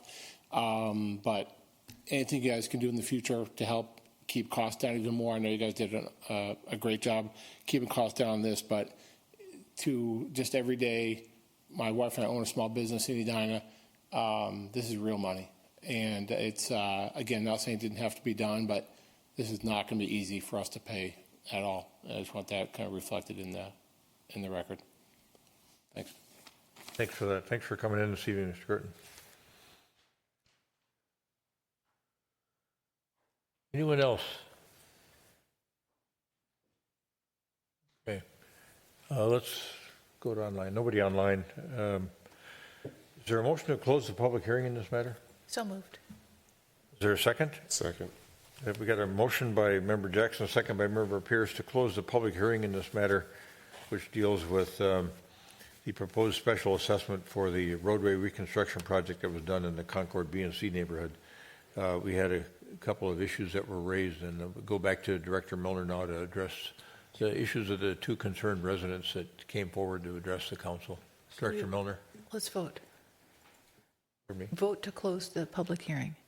We didn't vote? We didn't vote. I know, these All are right. a lot of public hearings Yeah. tonight. All right. So all those in favor of closing the public hearing, say aye. Aye. Opposed? Carried. Public hearing is closed. Thank you. Okay, thank you, Mayor, members of council. The first matter, the water shutoff in the retaining wall and driveway, we got a 2-year warranty. It's on our list. Our inspector, Mr. Brandon Freeman's aware of it, and he's working with the contractor to get it addressed.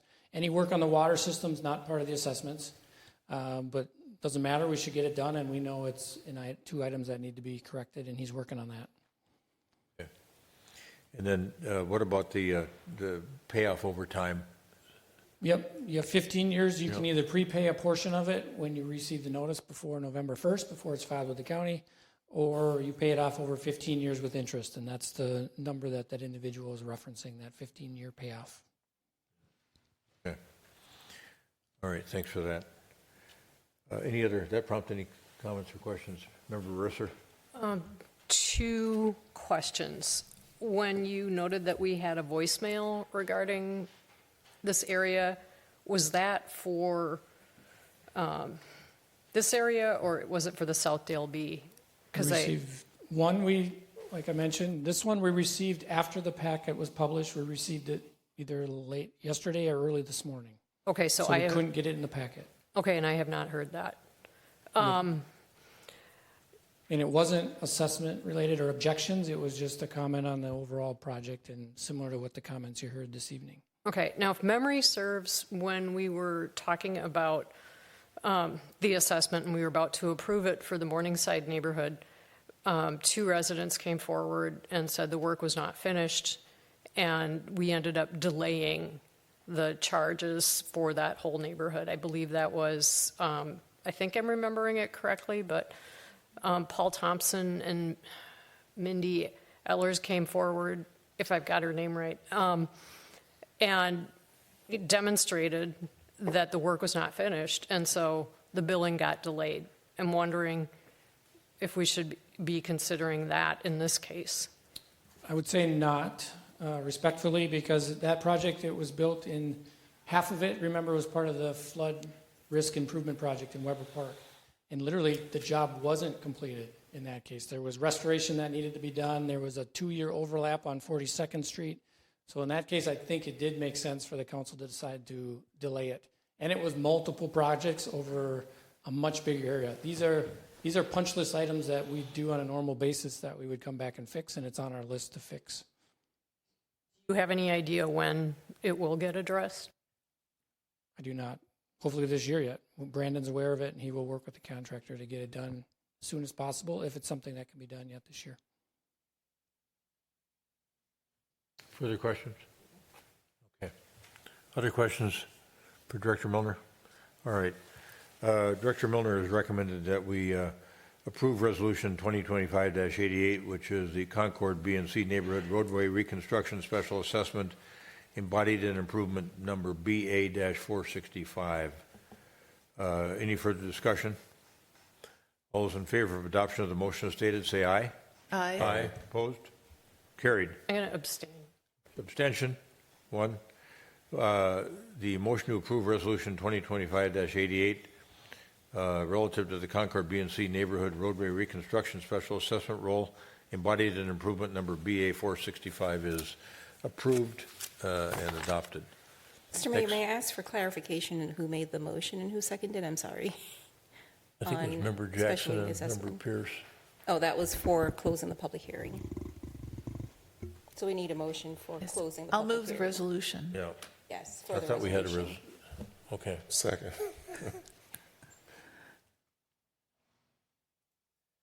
Do we want to vote again then? I thought we did. So was that? That was Jackson and Pierce. Yeah. Second. All right, but well, we'll vote again, just to be clear. All those in favor of approval of Resolution 2020, we got a motion and a second. Motion by Member Jackson, second by Member Pierce to adopt Resolution 2025-88, the Concord B and C Neighborhood Roadway Reconstruction Special Assessment embodied in improvement number BA-465. Any further discussion? All those in favor of adoption of the motion stated, say aye. Aye. Aye. Opposed? Carried. Resolution's adopted. One abstain. Abstention? Still got the abstention, and that's, and we've got a carried motion.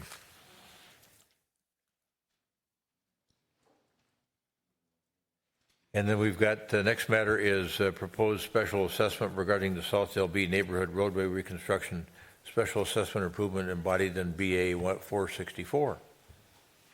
Director Milner. Thanks, Mayor, members of council.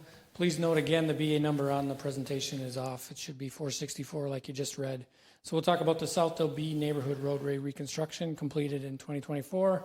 This project is just north of 66th Street and south of Highway 62 as shown on the map. Again, there was a variety of funding sources with this project. The street reconstruction portion is what we're discussing tonight at 63+%. At the December 11th, 2023 public hearing and authorized by the City Council on December 19th of 2023, we had an estimated assessment of $1,900 per REU. We're asking the council to approve an assessment of $1,509.29 per REU. We received one voicemail that was in the packet, and after the packet, we had one email objection that came in late. Again, last afternoon, early this morning, we have that documented, but we're asking the council to approve the special assessment embodied in resolution number 2025-89 and improvement number BA 464. Okay, would you go back and tell us a little bit more about the email that came in, the email objection? Yeah, we've seen that in previous assessment hearings where people can object to it, and that gives them that opportunity to file with district court per state statutes over the next 30 days. So if they want, they can appeal it at district court. Very good. Okay, thanks for that. Other questions for Director Milner at this point in time? All right, this is a public hearing matter. Is there anyone in the audience who wishes to come forward and testify regarding this proposed special assessment?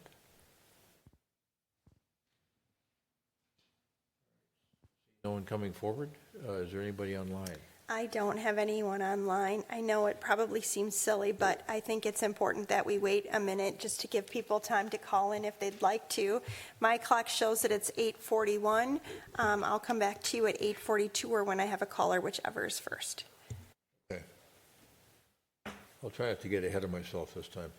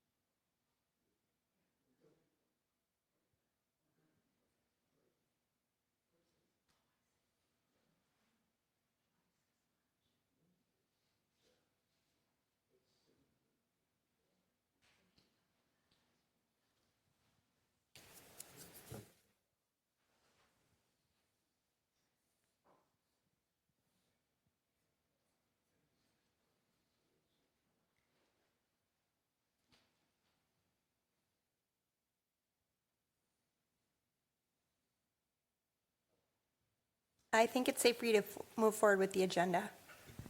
Thank you for that. This was a public hearing matter, and we need to think about closing the public hearing. So is there a motion to close the public hearing in this matter? So moved. I second.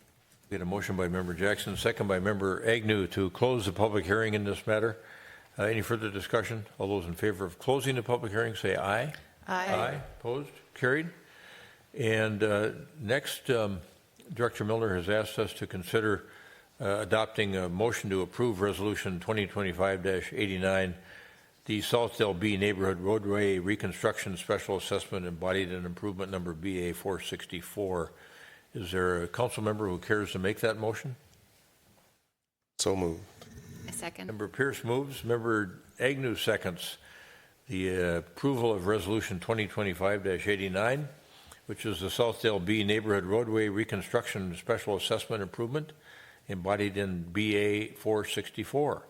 Any further discussion? Yes. Yes. Member So Jackson. Mr. Bolts wrote in to us, or he called, and this was transcribed, about some pretty serious water damage in the course of, now I know this is the assessment, but in the course of the construction, his unit experienced some expensive water damage.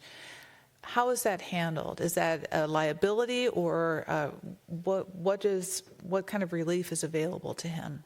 So when a comment or concern comes in, such as they think damage occurred because of construction, we review it at a staff level. Then there's the option to submit it to the contractor for their insurance to check it out. That's why we have insurance through the contractor. Okay. In this case, it was deemed that it wasn't caused by the construction project. It was just unfortunate timing that it happened when our project was also happening in the street. Okay, thank you. All right. Any further discussion or comment? We've got a motion and a second in front of us. All those in favor of adoption of the motion, and I can restate it, which is Resolution 2025-89, the Southdale B Neighborhood Roadway Reconstruction Special Assessment embodied in improvement number BA 464. All those in favor of the adoption of that resolution say aye. Aye. Aye. Opposed? Carried. That resolution is adopted. And that completes the work of Director Milner with respect to the public hearings. And that takes us through the, as Member Jackson pointed out, the public hearings that we had this evening, all 8 of them. Now we're on to the recommendations and reports portion of the agenda, and we've got a few matters to address there. One is resolution, the first one is Resolution 2025-98, which accepts donations on behalf of the City of Edina. Is there a motion to adopt Resolution 2025-98? So moved. Second. Member Jackson moves. Member Agnew seconds the adoption of Resolution 2025-98, which would accept donations to the City of Edina by organizations or residents in our community or beyond. Any further discussion? All those in favor of adoption of Resolution 2025-98 say aye. Aye. Aye. Opposed? Carried. Resolution 2025-98 is adopted. I can tell you that we have some very generous donors in this list, and then there's some in-kind donations as well. What jumps out, of course, is someone who's just been an unbelievable supporter of her hometown, who is Pacey Irk, who has done so much for our community. And again, here, Braemar Golf Course, $3,000 donation to the Memorial Fund tournament in terms of a sponsorship, and then $1,500 in Memorial Garden Fund paver stones, and other generous donations as well. All those donors' names will be on the city website. So thanks to all those donors, and a special shout out to Pacey Irk, who continues to be such a great supporter of the city. Okay, the next matter in this portion of the agenda is a potential approval of a subdivision that's been recommended, or sought, I would say. And Carrie Teague, you've got this matter, our Community Development Director. And we're going to let you make that presentation, and we're going to continue the conversation on this matter, which we talked about a few weeks ago.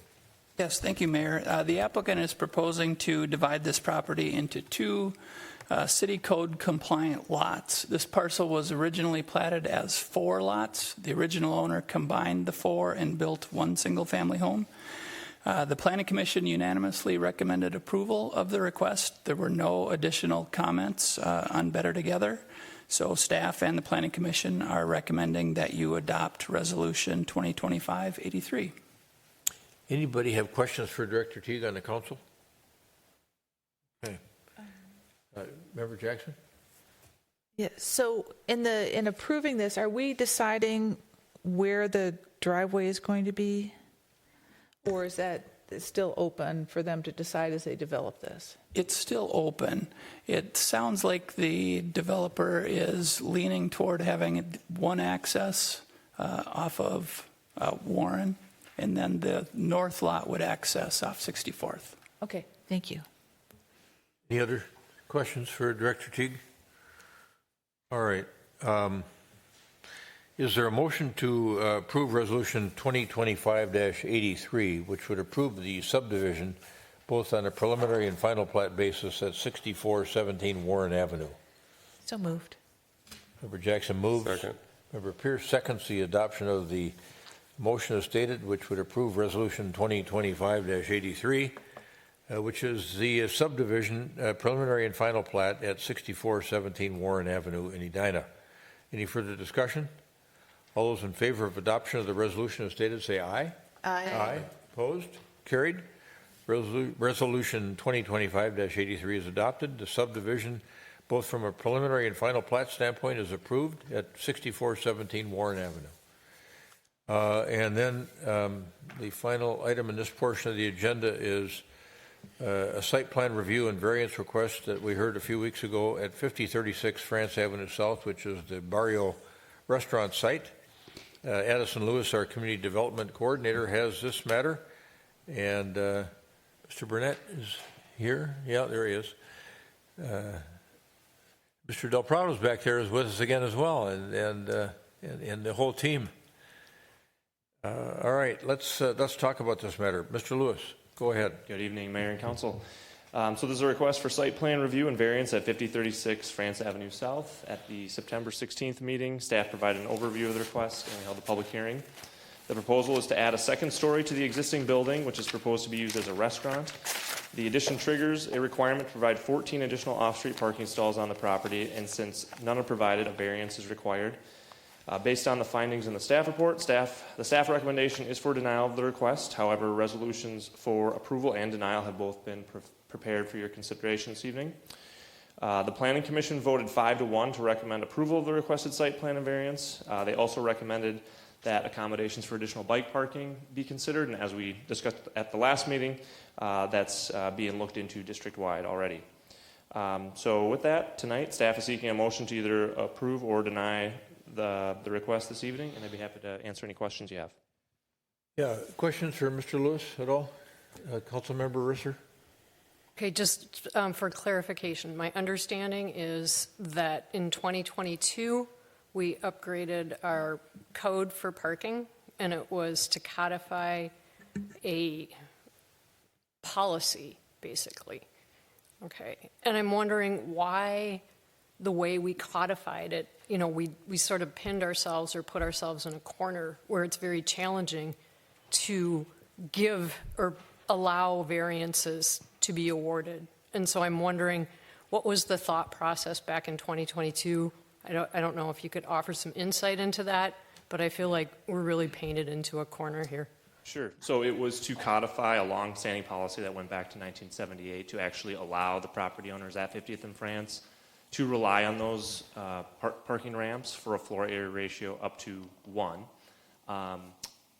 You know, prior to it being codified, it was just a policy or practice by the city to allow that. So by codifying it, we actually provided relief to the property owners. I mean, without codifying it, from a legal standpoint, it could be argued that they would be required to provide 100% of that, 100% of their parking requirement, and that they wouldn't be exempt for any of the floor area ratio. So this is providing some relief. It was to codify the standard or the policy that had been in place. At any time, it could have been changed. We could still change it, but that was why that was done.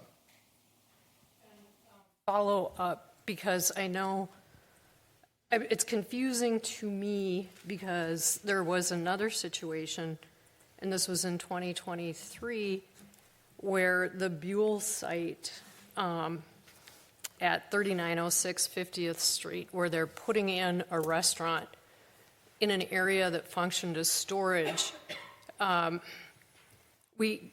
The HRA awarded a $225,000 Spark award to that project, and there was zero conversation about the regulations that we are raising for Cucino del Barrio. And it really feels like we're not applying the code in an even way. Could you comment on that, or perhaps that's something for Attorney Kendall to comment on? Yeah, I can just say that, that project there was no expansion of the building for that project. It didn't increase the floor area of the building. This is a building addition, so it's increasing that floor area ratio. So that's why, at that point we look at it to see, is it increasing above a floor area ratio of 1, and that's why that additional parking is being triggered. And yet, when we look at Section 36-123, approval required, it says that you have to get a site plan approval, and there's several conditions that are listed, including if you are, number 3, expand or change the use of a building or parcel of land to modify a building, accessory structure, or site or land feature in any manner which results in a different intensity of use. And when I went back and I reviewed the HRA meeting, it was very clear that the motivation for awarding the Spark money was to make a space that was underutilized become more vibrant and get more people flowing into it. And in fact, I believe it is a space that was designed to function as a restaurant and to have 100 people capacity there. And what we're talking about with El Barrio is 75 seats. So it, again, really feels like we're out of sync here, and perhaps Attorney Kendall could comment on that. I don't know if I have additional comment on that. It sounds like Mr. Lewis is saying that the Spark grant awarded by the HRA, that was not a city council action, did not trigger a zoning ordinance review. It was simply a HRA action. I think my point is that according to code, Section 36-123, there should have been a site plan review. And yes, it only went before the HRA, but why didn't it come before council? My understanding is that the space was not changing. The square footage and the utilization, I mean, I guess the space was maybe empty at the time, but prior to that, it had been a space that could have something like 100 seats or whatever it was. And the proposed use was not changing the number of people that would be permitted to be in that space when it was open. Right. We know that there are buildings in 50th and France that exceeded an FAR of 1 prior to that policy going into place, and so those are grandfathered in. In the case of that music venue, they weren't changing; they weren't increasing the floor area of the building. So that's why it's different than this. If they were proposing an addition, then that's when we would be looking at that to look at the increase in floor area to see if that triggered additional parking required. FAR applies to 36-1312. We're talking about 36-1311. Item P, restaurants, at least one space for each 100 square feet of indoor floor area. So I'm not talking about exceeding the 1.0 FAR. We've got 2 ordinances that are applicable, is my understanding. I guess I don't have any additional comment. I feel it's a different process. We could discuss, how we're looking at parking when there's just a change in use and there's no expansion. We could discuss that, but that's not, the case for this project. This is a different type of situation. My concern is it seems like it should have been looked at what the parking, and parking never came up at all in the agreement. And I feel like this really kicked the can down the road and was very unfortunate for Cucino del Barrio, because had this been addressed when this arose, perhaps we would have, and I do really think we need to look at our parking ordinance because it does not appear that there is a clear legal pathway toward getting a variance. I am finished. Councilmember Jackson. So to follow up on that, if a clothing store were to change into a restaurant, would it have to reapply for parking purposes? In an area like 50th and France, we have historically not, re-examined the parking requirement for an existing building if they're not expanding. Or if, so the changing use that might potentially bring in more people doesn't trigger the zoning code. If there's no building, if there's no change in the floor area ratio. Yep, in 50th and France, that's true. So I actually have some questions. When we're looking at a variance, there are three elements that under the practical difficulties, yes, that are there. It's due to unique circumstances of the property, the variance will not alter the essential character of the locality, and is it reasonable? So for sure, this is a reasonable use. But is the variance being caused by the use of the property or by the property itself? Is that kind of the standard that we look at when we look at sort of practical difficulties? I think of like a driveway can't get down a steep slope, so it has to go around a different path than it would otherwise. But is this caused by the land or by the use proposed? You're right. So typically when we're talking about, circumstances unique to the property, not created by the landowner, a lot of times it's like a unique geographic feature of the property. Maybe there's a wetland or a tree they're trying to avoid, so something like that. In this case, the reason why the staff recommendation was for denial, and we said that criteria was not met, was because, the issue is there is no space on the property to provide additional parking.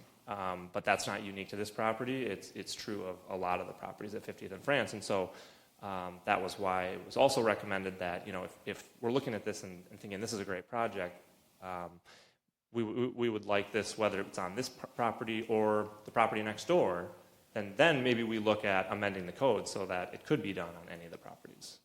So, we kind of talked about that at the public hearing last time. What would the process be so that we could change the code so it would be fair to all the properties at 50th and France? I mean, it's a great project. I'd love to see it go forward. But I also want to be fair to the other properties, and I think that maybe we need a code change in order to do that. What would the process be? Could we sort of ask them to withdraw their application and we change the code and then they come back? Or how would that work so that we could make sure this goes forward but in a manner that's fair to all the properties at 50th and France? So I think because of the 60-day clock, we'd probably want to take action on the variance either way. But you could direct us to prepare a code amendment to change that section of the code, and we could do that in 30 to 60 days. Well, so, I mean, I hate to pass a variance. If we passed a variance, I mean, it doesn't feel right to pass a variance and then change the code, or, I mean, we could cure it, but that isn't really a thing you do with variances. I'm kind of going around in circles here. I'd hate to push it off for 2 more months. When does the 60-day clock expire? Well, I think the 60-day clock expires October 23rd, I want to say, but we can extend it. Yep, October 23rd. We get an additional 60-day extension before we have to take action on the variance. And then, I think the applicant too, they may have their own timelines. I don't know how an additional 30 to 60 days would impact them. I guess it depends on how confident you are, comfortable you are as a council with, making a change to the code. Yeah, and so, to make a change to the code, is there a notice period that has to happen, and how long is that? We do a public hearing notice and have a public hearing at the Planning Commission Council. I mean, Typically, there's a 2-meeting process with the council, so I guess that's kind of up to you too if you would want to continue to do that or, waive second reading of the ordinance. That's why I think it could be done in as little as 30 days. Mayor, I just want to point out, I do think it's possible, whether you want to or not is up to you. I do think it's possible to approve a variance and then change the code later, and that would make the variance kind of obsolete at that point, but it would still be a valid variance in the interim. It may not be the most desirable option, but it is an option. Member Agnew, are you? Yeah, I'm done. Thank you. Want to think about it a little bit? Thank you. So first, one very specific question. When we were going through the policy update, whether it was 2022, 2023, how did we land on the FAR of 1 to kind of be able to leverage the parking, the district parking? Yeah, so that was what the policy was when it was adopted back in 1978, was to allow businesses up to an FAR of 1 to rely on those public parking ramps. And then in 2019, the 50th and France Small Area Plan was completed, and this policy is acknowledged in the plan, and sort of that there was sort of a feeling that it should be continued and upheld, because in the plan it talks about how, at the time at least, there wasn't additional capacity in the ramps, and so they said that if there is additional development, it can't be accommodated by the ramps, it'll need to provide its own parking. Okay, so we were purely codifying what had been in place since the 70s. Correct. We didn't go back and do an assessment of the capacity and kind of the overall state of parking within the district necessarily. Between 2019 and 2022, no, I don't think so. But as recently as 2019, when that small area plan was done, there was some study, because I don't know if it was a parking study that was done as part of the Nolan Mains project, but there was data on the parking demand and the supply, and a finding that there wasn't excess capacity or excess parking at that time. So there was a desire to keep it in place as recently as 2019. That was 6 years ago. Things have changed since then, so it's maybe worth reconsidering now. But as recently as 2019 was when it was last kind of looked at and decided that it was kind of worth keeping where it was. Okay. So it validated the 1. And so if we were going to go back, and as we're kind of having some of these conversations about potentially changing the policy, the code, what would we be then advising city staff to go and change the code about? Do we have clarity on that? Because I just want to make sure I understand if we're saying go and kick off this 30 to 60 day process, what is that direction for? I personally would have, where I would want to see this change in policy go is to relax the parking requirement that we would have. Right. So whether that specifically is increasing, the FAR, whatever that requirement might be. But I just want to know, if we just in 2019 did an assessment, are we going to necessitate additional assessments to be conducted to really fine tune how we want to augment this policy?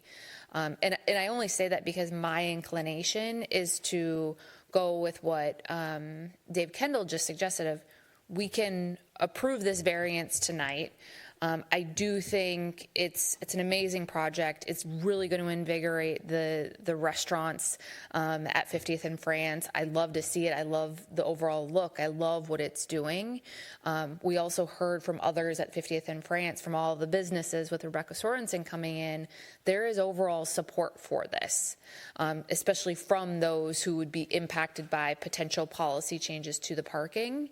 And so because of all of that, and I think, obviously this is kind of the business side of it, right? But I know that Barrio closed on October 1st. And so I'm sure that there's kind of pressing timelines too, for when I think we owe it to the business owner as well to kind of make a decision. So that's what my recommendation would be, is we approve the variance tonight. Then that doesn't put us up against a really strict clock to make a really good determination of how should we be evolving this parking policy at 50th and France to make it as equitable and progressive with the changing kind of dynamics within parking today. Thank you. Thanks for that. Member Pearson, we'll go back to Member Risser, who has got a few additional thoughts. Thanks, Mr. Mayor. So I agree with Member Agnew. I do think this is a really awesome project, and I think in general we would want to consider relaxing parking. And so I was also leaning towards approving the variance and then circling back on the zoning challenges. The only question, which I think is tangential to Member Agnew, how much time would it take us to do, well, I guess I'd say it this way. I wouldn't want to go through the process of adjusting the zoning in like an arbitrary fashion. Like, we should take our time and do the due diligence, make sure what we really need in that space is what we recommend. And so I actually wouldn't necessarily want to tie it to this particular project either. And so if you think about it in that time frame, that we don't want to time box it to 30 or 45 or 60 days, how much time do you think we should be taking to do the due diligence on the zoning side? We could put our heads together and think of kind of a process of how we'd want to do that. I would think maybe at least a few months if we're going to engage with the 50th and France businesses. Yeah, that's not why I would do it. Yeah. Analysis, maybe 3 months is more reasonable.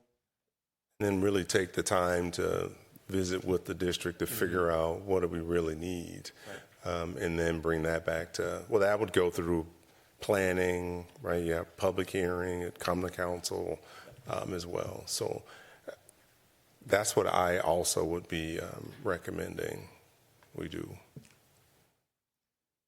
Back to Member, is that it for now? Yes, I'm Okay. done. Thank you. Back to Member Risser, and I think Member Jackson got some. Okay, I have a visual, and part of this is because I was not engaged in the parking conversation that happened, and because 2022 was before my time on council. But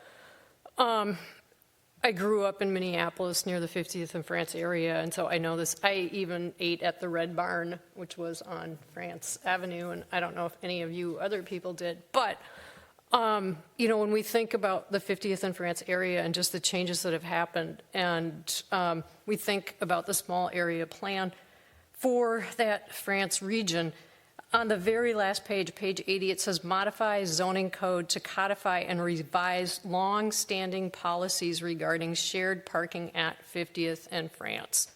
Okay, so it was not just codify, but it was also to revise. And the image, it's not coming up, but what I have is an old picture from the Edina Historical Society that shows the streetcar coming through 50th and France.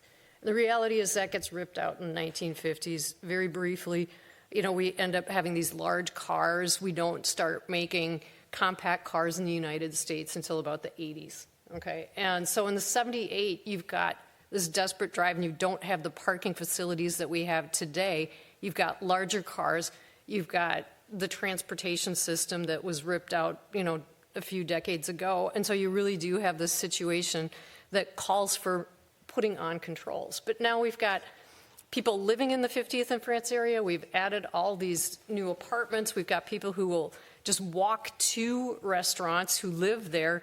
We've got the new bus line coming through. So we've got a lot that is happening that is really mitigating the need to have the policy that was created back in 78 literally taken and put into law.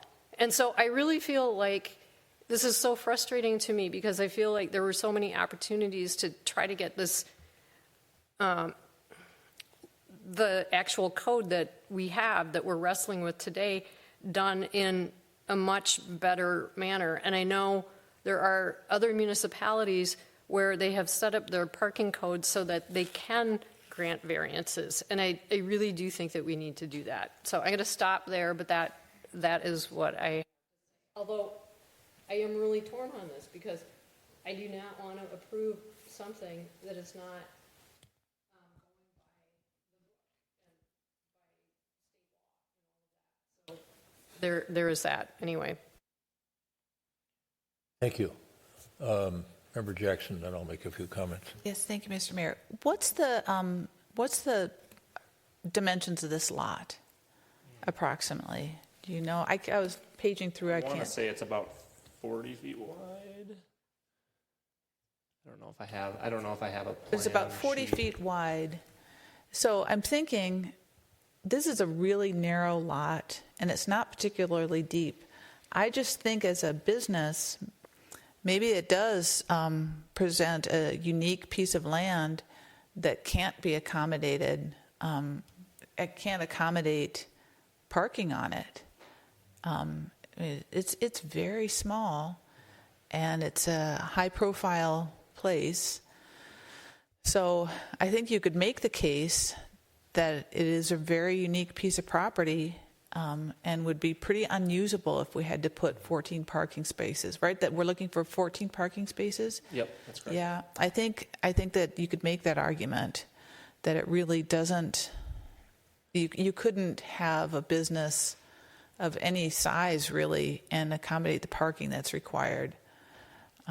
You couldn't have a two-story building there. Right. And it's silly to require it to be one story in a business district. So it's a pretty unique piece of land in that respect. Yeah, and we did put together a resolution of approval for you and did include findings in there. And one of the findings we had with respect to the uniqueness factor is that this parcel is actually adjacent to another property that has a parking lot available with another use where the hours do not conflict. So it's actually a great, situation for shared parking. That's not a situation that I guess you would say is super present throughout the whole district, at least not where the parking is right adjacent to the building. So that's another thing that's a little bit unique about this one as well. Well, and there's no way you could bury parking or put it up. It's just too small a piece. I'm not going to go with the neighbor next door because I think the idea that the parking has to run with the land, I kind of like that requirement, but I think we could make a waiver of the requirement of the extra 14 spaces. I mean, the agreement with the neighbor is wonderful, and I hope they go through with it, but I wouldn't make a legal decision based on that because it isn't. It isn't the type of requirement that a variance should, because a variance runs with the land. The decision should run with the land. But I think this is just such a tiny piece of land. There's no way you could accommodate a reasonable use and have those extra 14 spots. So I think you could make the case that that this is caused by the piece of land. That's all. Thank you. When you think about this area, I thought Member Risser reminded me of when she talked about the Red Barn. I don't remember the Red Barn, but I kind of remember Arby's being down there. Maybe that was a successor to the Red Barn. I'm not sure, but I do remember a time when there was parking down there adjacent to buildings and that historic sort of obligation that people had to have parking next to the store that they operated. And, of course, people that came before us and planners that were before Kerry wisely thought back in the mid-'70s, hey, this isn't going to work anymore. This whole area is unique unto itself because we're going to be able to build out this entire area, and what we're going to do is we're going to hide parking behind the retail. And I've seen some old articles where they thought, whoa, that's really European. I don't even know if it is European, but somebody down at the Star Tribune thought it was a European model where they hid the parking behind the stores. And so there were 3 ramps to accommodate all the unique features of the entire neighborhood. And I think you've done a good job of trying to capture that in the motion that's in the affirmative, of saying that the property owner has secured access to additional parking through a private agreement for shared parking with the adjacent property owner. The property is unique in that it is adjacent to another property with surface parking, and the hours of the adjacent use do not conflict with the hours of the proposed restaurant. I thought that was clever on your part. So, I mean, for me, I feel like it's arguable that they did in fact meet the standards for variance, that there are practical difficulties, that the standard required to look at practical difficulties includes, as Member Jackson noted, the property owner proposes to use the property in a reasonable manner. I think we all concur with that. We got the variance will not alter the essential character of the locality. I think we all concur on that. Where we got hung up and where we're at, maybe at variance here is that the third prong of that test was the landowner's problem is due to unique circumstances of the property. The whole area is unique, is what I would argue, and it's a problem for every property because of the uniqueness of the entire neighborhood. And fortunately, in this circumstance, he's got an agreement for parking with the guy next door. And so I think Member Agnew hit it right on the head. I think we go with the we go with the variance. I'm comfortable that they meet the standards for issuance of a variance myself. And then we go back and we look at the code and we try to figure out what would be, as she stated eloquently, I thought, ease. What was the word you used? Relax. Relax. The parking requirements, so make sure that it applies to everybody. I mean, it may be at the end of the day we say there's no FAR involved down here because of the nature of the parking circumstance. We're all relying on public parking, and it's first come, first served, and particularly at night, we know there isn't any pressure on any of the ramps. There's all kinds of empty spaces available at night. Plus, we're going to have these other forms of transportation available. So I think the best thing to do is to approve this matter tonight on an affirmative vote, approve the variance, and then get after the code and do it in a logical way. And I thought your notion of engaging the business owners down there and the tenants on how to address that parking requirement that exists just based on tradition when people are trying to be fair is something that we can resolve. And so I would support Member Agnew. I don't know if you want to move that, Resolution 2025-80, which approves the site plan review and variance at 5036 France Avenue South. So moved. Second. And Member Pierce seconds. Further discussion? All those in favor of adoption of the Resolution 2025-80, which would approve the site plan review and variance at 5036 France Avenue South, say aye. Aye. Opposed? Nay, and that was a very reluctant nay. Matter is approved. Resolution's adopted. Thank you. We're good to go. Yep. What's the schedule? Starting soon. All right. Demo starts next week. Thank you. Thanks everybody. Thanks for being here tonight. In case we needed questions answered.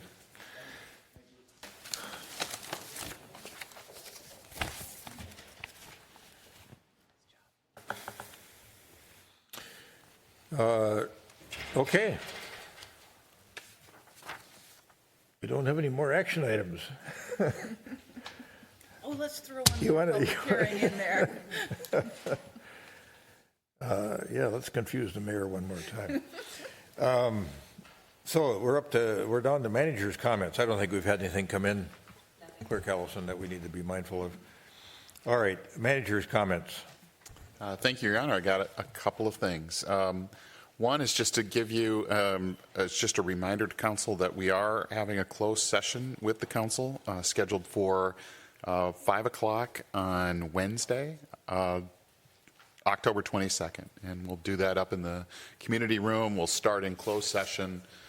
When that's completed, we'll go right into the work session scheduled for that night.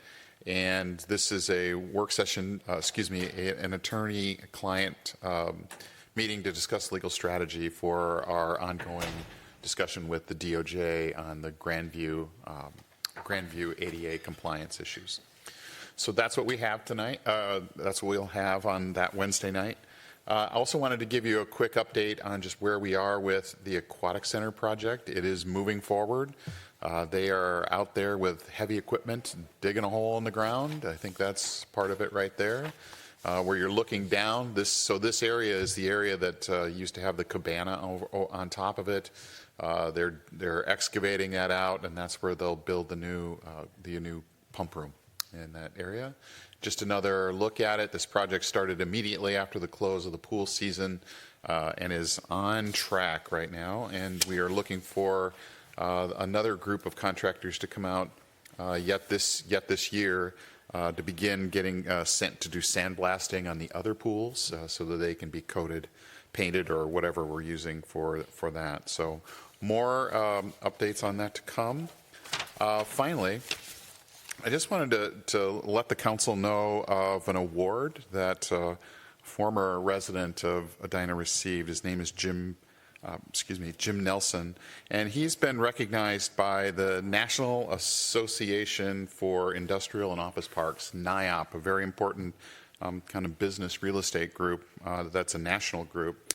They selected Jim posthumously to receive the 2025 President's Award. Nelson was chosen in recognition of the exceptional service and inspirational leadership to the commercial real estate industry. Selected from nominations submitted by fellow NIOP members, the President's Award is the highest individual honor and celebrates Nelson's enduring legacy and profound impact that he had on those around him. And I count myself as one of those people. He was one of the first people I met kind of professionally when I came to Edina in 2010. Such a kind and important man who did a lot of great things for the Twin Cities, not just Edina, but he was an Edina guy through and through, and I miss him. Well said. Thank you. Larissa. Well, I just want to thank Lieutenant Schultz, who is wearing the pink patch for October and Breast Cancer Awareness Month, and just really want to do a shout out to the efforts to raise awareness of that and voice my appreciation. If you haven't gotten your mammogram recently, go out and get it. It's an important thing. Early detection is the best way to have a positive outcome. So I really appreciate the awareness raising that the police department do. Thank you. Thank you. Councilmember Jackson. Thank you. So I have something happy and something serious. On Friday afternoon, we all got three of us were there, and we were all invited to, or four of us. Yeah, we were, and we got to go to a groundbreaking ceremony for the new Southdale Library, and it was a super exciting day. And I just wanted to highlight two things that stuck out to me, and one is that the county actually worked on this for 15 years. I was talking with the former county administrator, and he's like, yeah, we looked at the whole center and knew we had to either put a whole lot of money into changing it or replace it. And so for former Administrator Huff, it was a big day because 15 years of his effort. And then it was 18 years for the Arts and Culture Commission. Several people have come in and out of the commission over the 18 years time, and they all wanted it to replace or repair our art center. And so this project is going to be a long time, an accomplishment of a long time effort of a lot of people, which was really exciting. The other thing is I've been having lots of conversations with people about our proposed levy, and they've been really thoughtful conversations. And in talking to this one gentleman, I realized we've got sort of a perfect storm going on. We've got three things that are happening. One is our property values are increasing because we've got a shortage of homes for sale, and that's caused by a lot of things. Primarily because of high interest rates. People don't want to relocate and get a high interest mortgage when they have a low interest mortgage. But that's caused the shortage of homes, has caused our prices to go up, especially in 2024, dramatically.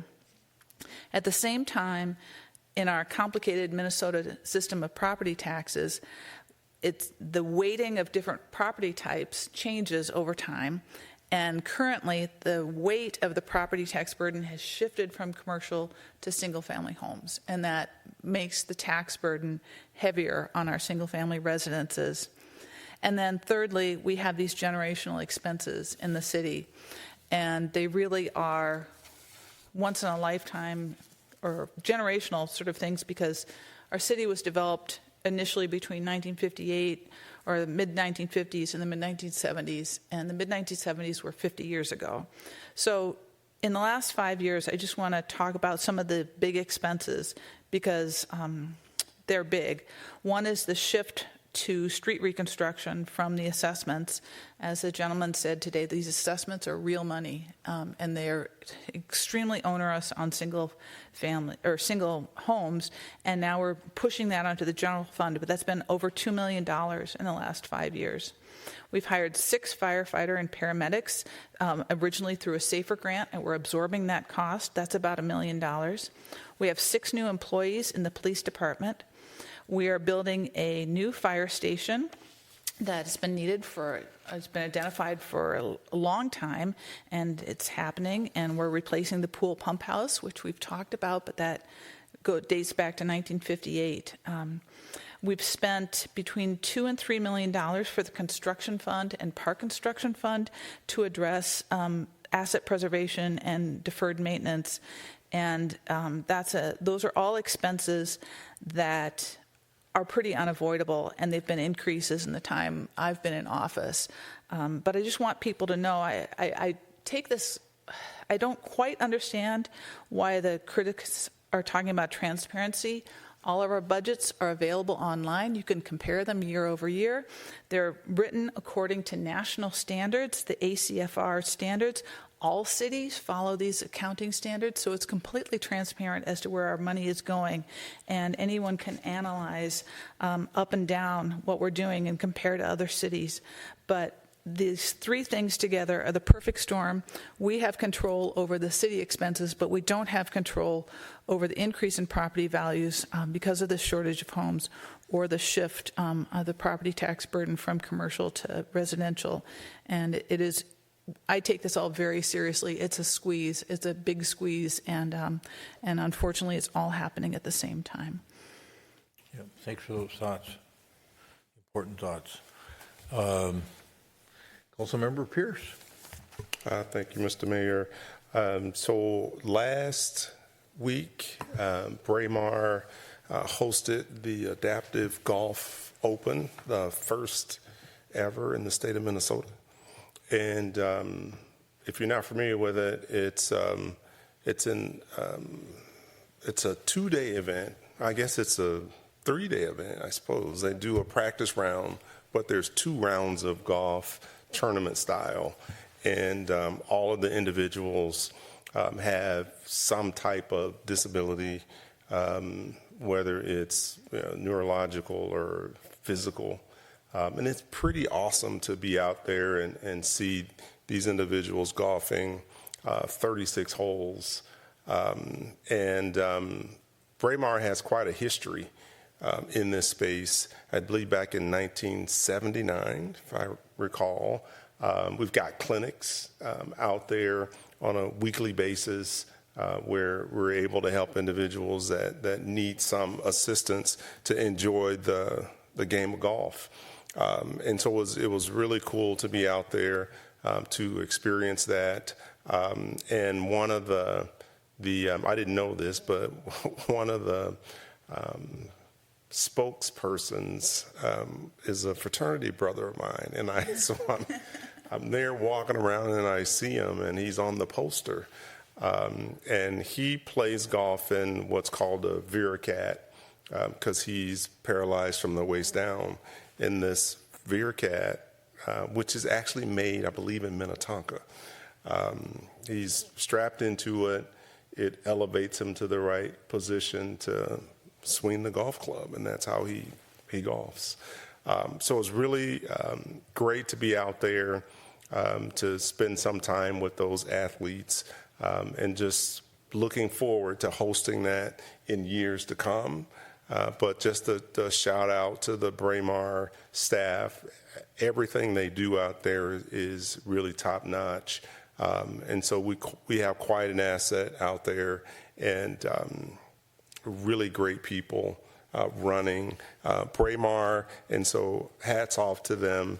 And we look forward to those athletes coming back again next year. And then the second thing, I just had a couple of comments on the budget. I've been thinking a lot about just the difference between being in the private sector and the public sector. And One of the things that I'm really challenged with is in my day job, there are forces, right, that are natural forces that cause me to have to operate within constraints. And so I've never had a job before this one where I had P&L accountability and I had no true market pressures to force me to make decisions in a more succinct way.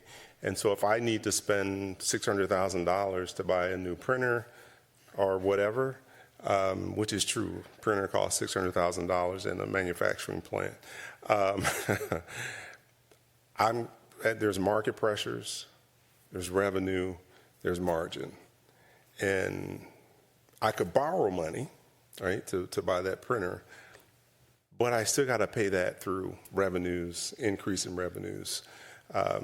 And so I have that type of a conversation for everything. Now that's simplified. In government, we don't have those kinds of pressures that are just natural market forces. And so I like for us to try to figure out a way to have some type of an index that helps us, right, really understand what those forces are. Because I think a lot of what we do, and for this year, for sure, hats off to staff for taking the year to say these are the projections for the levy, and then us saying, well, no, we want that to be different. That is a pressure that the council placed, and I feel confident that we're going to come in under 10% for that levy. But that's work that we've done for the whole year to get to that. We could do that every year, which we should, but I also think it'd be great if we're able to really come up with a way to put some pressure on the system that forces us to have a different level of conversation around, do we add this service or do we add that service, or do we say no? Right, that's one of the biggest challenges I have found in this job. And so I have a bunch of ideas, would not surprise anybody. And then we'll be having that conversation because with Manager Neal, because I feel like I need to learn more about it as well. But that is one of the things that I've been thinking about. But I don't want it to go, I don't want to gloss over it. The staff did do exactly what we asked them to do, and I could make it personal as I feel like I specifically said, this can't be, right? We need to make a different, we need to set a different course, we need to sustain our levy, and we spent a lot of time talking about how to do that. And so I think we're going to achieve that, so hats off to staff there, but there's going to be more work to be done. So that's it. Yeah, thanks for those thoughts, Phil. Member Agnew. Thank you. So I'm in my last month now of maternity leave, and all I do, other than like city council and groundbreaking ceremonies and going to look at lighting at night, is walk around our city. All of our amazing trails and paths and pedestrian ways. And I've noticed over the last, I don't know, like 2 or 3 weeks, there are these large like stickers or labels of like, hey, yield to pedestrians, and kind of helping better orient bicycles and pedestrians. And I've absolutely loved the stickers. I don't know if they're stickers or how they were actually applied. But I think that that's been a great addition. So just wanted to acknowledge that and thank you, because I've seen them at multiple locations across the community, and they're fantastic. That's it. I agree. Yeah, thanks. So some really nice budget observations as we continue this process.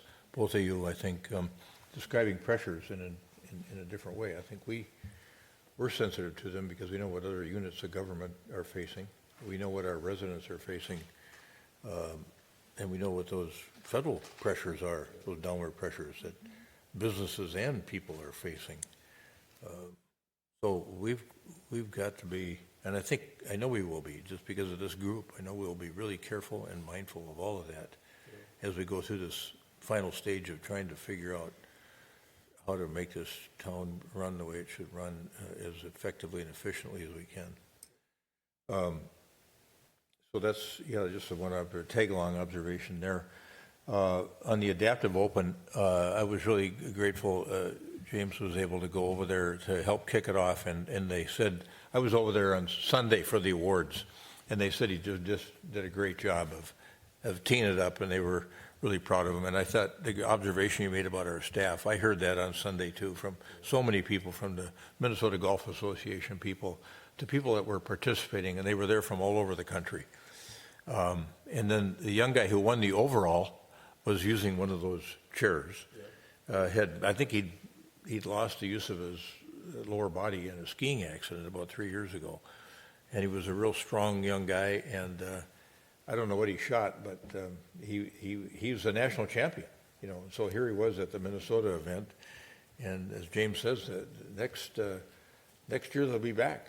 And I think they're believing now that they have the ability to host a national tournament, or that we have the ability to host a national tournament. And why not? I mean, Edina is going to be the host for the U.S. Women's Open in 2030, Hazeltine for the Ryder Cup in 2029, maybe Braemar for the U.S. Adaptive Open in the foreseeable future. So it was really enjoyable being out there on Sunday afternoon too. And Jack Rice's wife Edie, who's so involved with the MGA, was out there and right immersed in the middle of everything. I put up on the middle screen there, I don't know, Jennifer, if you can tee that up a little bit or show it. When Scott Neal was talking about Jim Nelson, it made me think he was also talking about John Harris, who, as any of us know who played golf, as you drive into the golf course, it says John Harris Drive. And the reason it says John Harris Drive is because John Harris, who spent most of his adult life in our community, won the U.S. Men's Amateur Championship in the course of his golfing career. And really quite a feat. Ended up at being a member at Augusta for some period of time. And in fact, at his visitation at the beginning of the funeral, I had to run to a meeting with Scott Neal and our congressperson. But somebody told me there were even flowers there at the funeral at Mount Olivet from Jack and Barbara Nicholas. We must have gotten to know during his days being a member at Augusta National. Another guy, I mean, the reason is that there's only a cross on this program is because he wouldn't want his picture up there. He'd be like Jim Nelson, just kind, self-effacing, gentle, humble, just a wonderful, wonderful guy, and just a tremendous personality that cared so much about our town and the people that lived here. Gave us a lot of advice, just kind of voluntarily about Braemar when we were redoing Braemar, and the years I know him, and had a chance to play golf with him several times because I knew some of the guys he played hockey with. In fact, as I was standing at the visitation, Bruce Carlson came up, who did the display that we have on Edina hockey that was over several years ago at the Historical Center. Bruce Carlson was on the first state championship team for Edina, but he was also on a national championship team at the University of Minnesota in 1974, I think it was, with John Harris and some of the other people that were at the funeral, including Buzzy Schneider, who lives here but was on the 1980 Olympic team, the Miracle on Ice. So a great athlete, a humble human being, wonderful wife, Jennifer. Our thoughts are with the family. So thanks for all you did, John Harris, for the city of Edina and all of us that live here. All your friends and family miss you greatly, and rest in peace. Thanks for that, Jennifer. And then the reason that James had to cover for me on Friday night was because I was down at the leadership meeting of the U.S. Conference of Mayors in Oklahoma City. The current mayor of Oklahoma City, David Holt, is the president of the U.S. Conference of Mayors for this year. And our first stop on Friday morning was over to the Oklahoma City Memorial, which was the old Murrah Federal Building that was bombed by Timothy McVeigh, remember, back in the 70s, and 168 people killed there. And it's really quite a special memorial. It has a wonderful, peaceful feeling.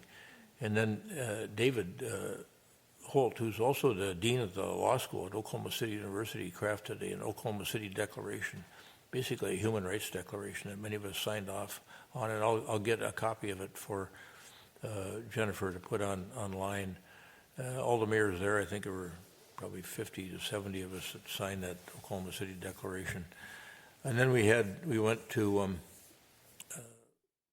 have conversation at one of their taller buildings in Oklahoma City, and we had I think 2.5 hour session with U.S. Senator James Lankford from Oklahoma, who, if you recall, before the presidential election was working on a bipartisan immigration bill. And he was a real gentleman, I thought, and a real sincere and honest guy, and discussed housing and FEMA and policing and immigration, a variety of different topics that we walked through with him and asked questions on. Cities are really keen on working with the legislative branch, with Congress, to try to get some of the things done that cities need done. I see a note here to myself, Jennifer, the mayor of Hartford, Connecticut, came up to me and he said, "I've been looking at your website. I really like your website, and I'd like to talk to your tech person about your website." So Hartford, Connecticut is admiring our website. A lot of conversation, as I mentioned later that day, on a variety of topics. Jane Castor, the mayor of Tampa, who was a former police chief there, did a FEMA review. We looked at the road bill with Andy Ginther from Columbus, Ohio. We looked at and talked about at a working lunch the impacts of the House and Senate bills on expanding affordable housing in different communities. Stay tuned on that. Karen Bass was there from Los Angeles, who's chair of the Homelessness Task Force, gave us an update on homelessness. And of course, they've got a remarkable number of challenges out there with their homeless population, I think approaching 50,000 people. A city unto itself. Remarks by Wells Fargo about small businesses, which is important to all of us here in Edina, with small business being the key to our success economically. Crime survey, some talk about seeking a new partnership with the White House and Congress. There, the mayor of Providence gave a report on that. And then Charles Ramsey, who is the advisor to the U.S. Conference of Mayors, a former police chief of Washington, D.C. and Philadelphia, wanted to talk a little bit about mayoral and city council member personal security. And so I think we're going to see some things coming in the future here about how to, maybe a playbook for maximizing the protection of your elected officials, because even locally people are facing some challenges, so it's something that we'll be mindful of as well. Had a video presentation from the mayor of Chicago talking about the impending National Guard situation. I wrote down a comment he made. He said, "When we respond with care and not force, we are saving lives." And that's been their motto in the city of Chicago. So those were some of the things we talked about. The rollback on climate protection. And there was a Women's Mayors Leadership Alliance update. We had some Brazilian mayors there that we visited with for a while, and of course they're in the midst of all this tariff business. In public health, we talked a bit about public health and vaccinations as well, so I won't go into any more detail on that. Also, one thing I did want to cover was data centers. Both the mayors of Phoenix and Mesa have embraced these data centers that require a huge amount of energy and water. And the mayor of Mesa in particular, some of his are sited in neighborhoods that maybe are near residential neighborhoods, but they're commercial industrial neighborhoods. And the noise factor is really quite significant. And I think they wish they would have thought these things through a little bit more effectively, but it was interesting to listen to them. So we should be thinking about that. And then there was one other, Phoenix knows how to fight a lithium-ion battery fire. They've got a special team that does that work. And so I thought we should have our folks contact them. I can ask their mayor for information on who to contact on fighting lithium battery fires in case we ever have any of those here in town. And I thought, because we may see a request, some of these older buildings are being converted to data centers, like you think along Highway 100 south of 70th. If some people come with the idea of converting some of those to data centers, we need to know what the capacity of Excel is. We know kind of what our water situation is over there, but it might be something that we want to look at in advance. And I did get a copy of the Mesa revised ordinance on data centers that we should take a look at as well. So that's it for me. That cause anybody else to have anything they wanted to talk about? Okay. Is there a motion to adjourn? So moved. Second. And a motion by Member Jackson, second by Member Pierce, that we adjourn the meeting of the Edina City Council this Tuesday, October 7th, 2025 at 9:48 p.m. Any further discussion? All those in favor of adjournment, say aye. Aye. Aye. Opposed? Carried? We stand adjourned.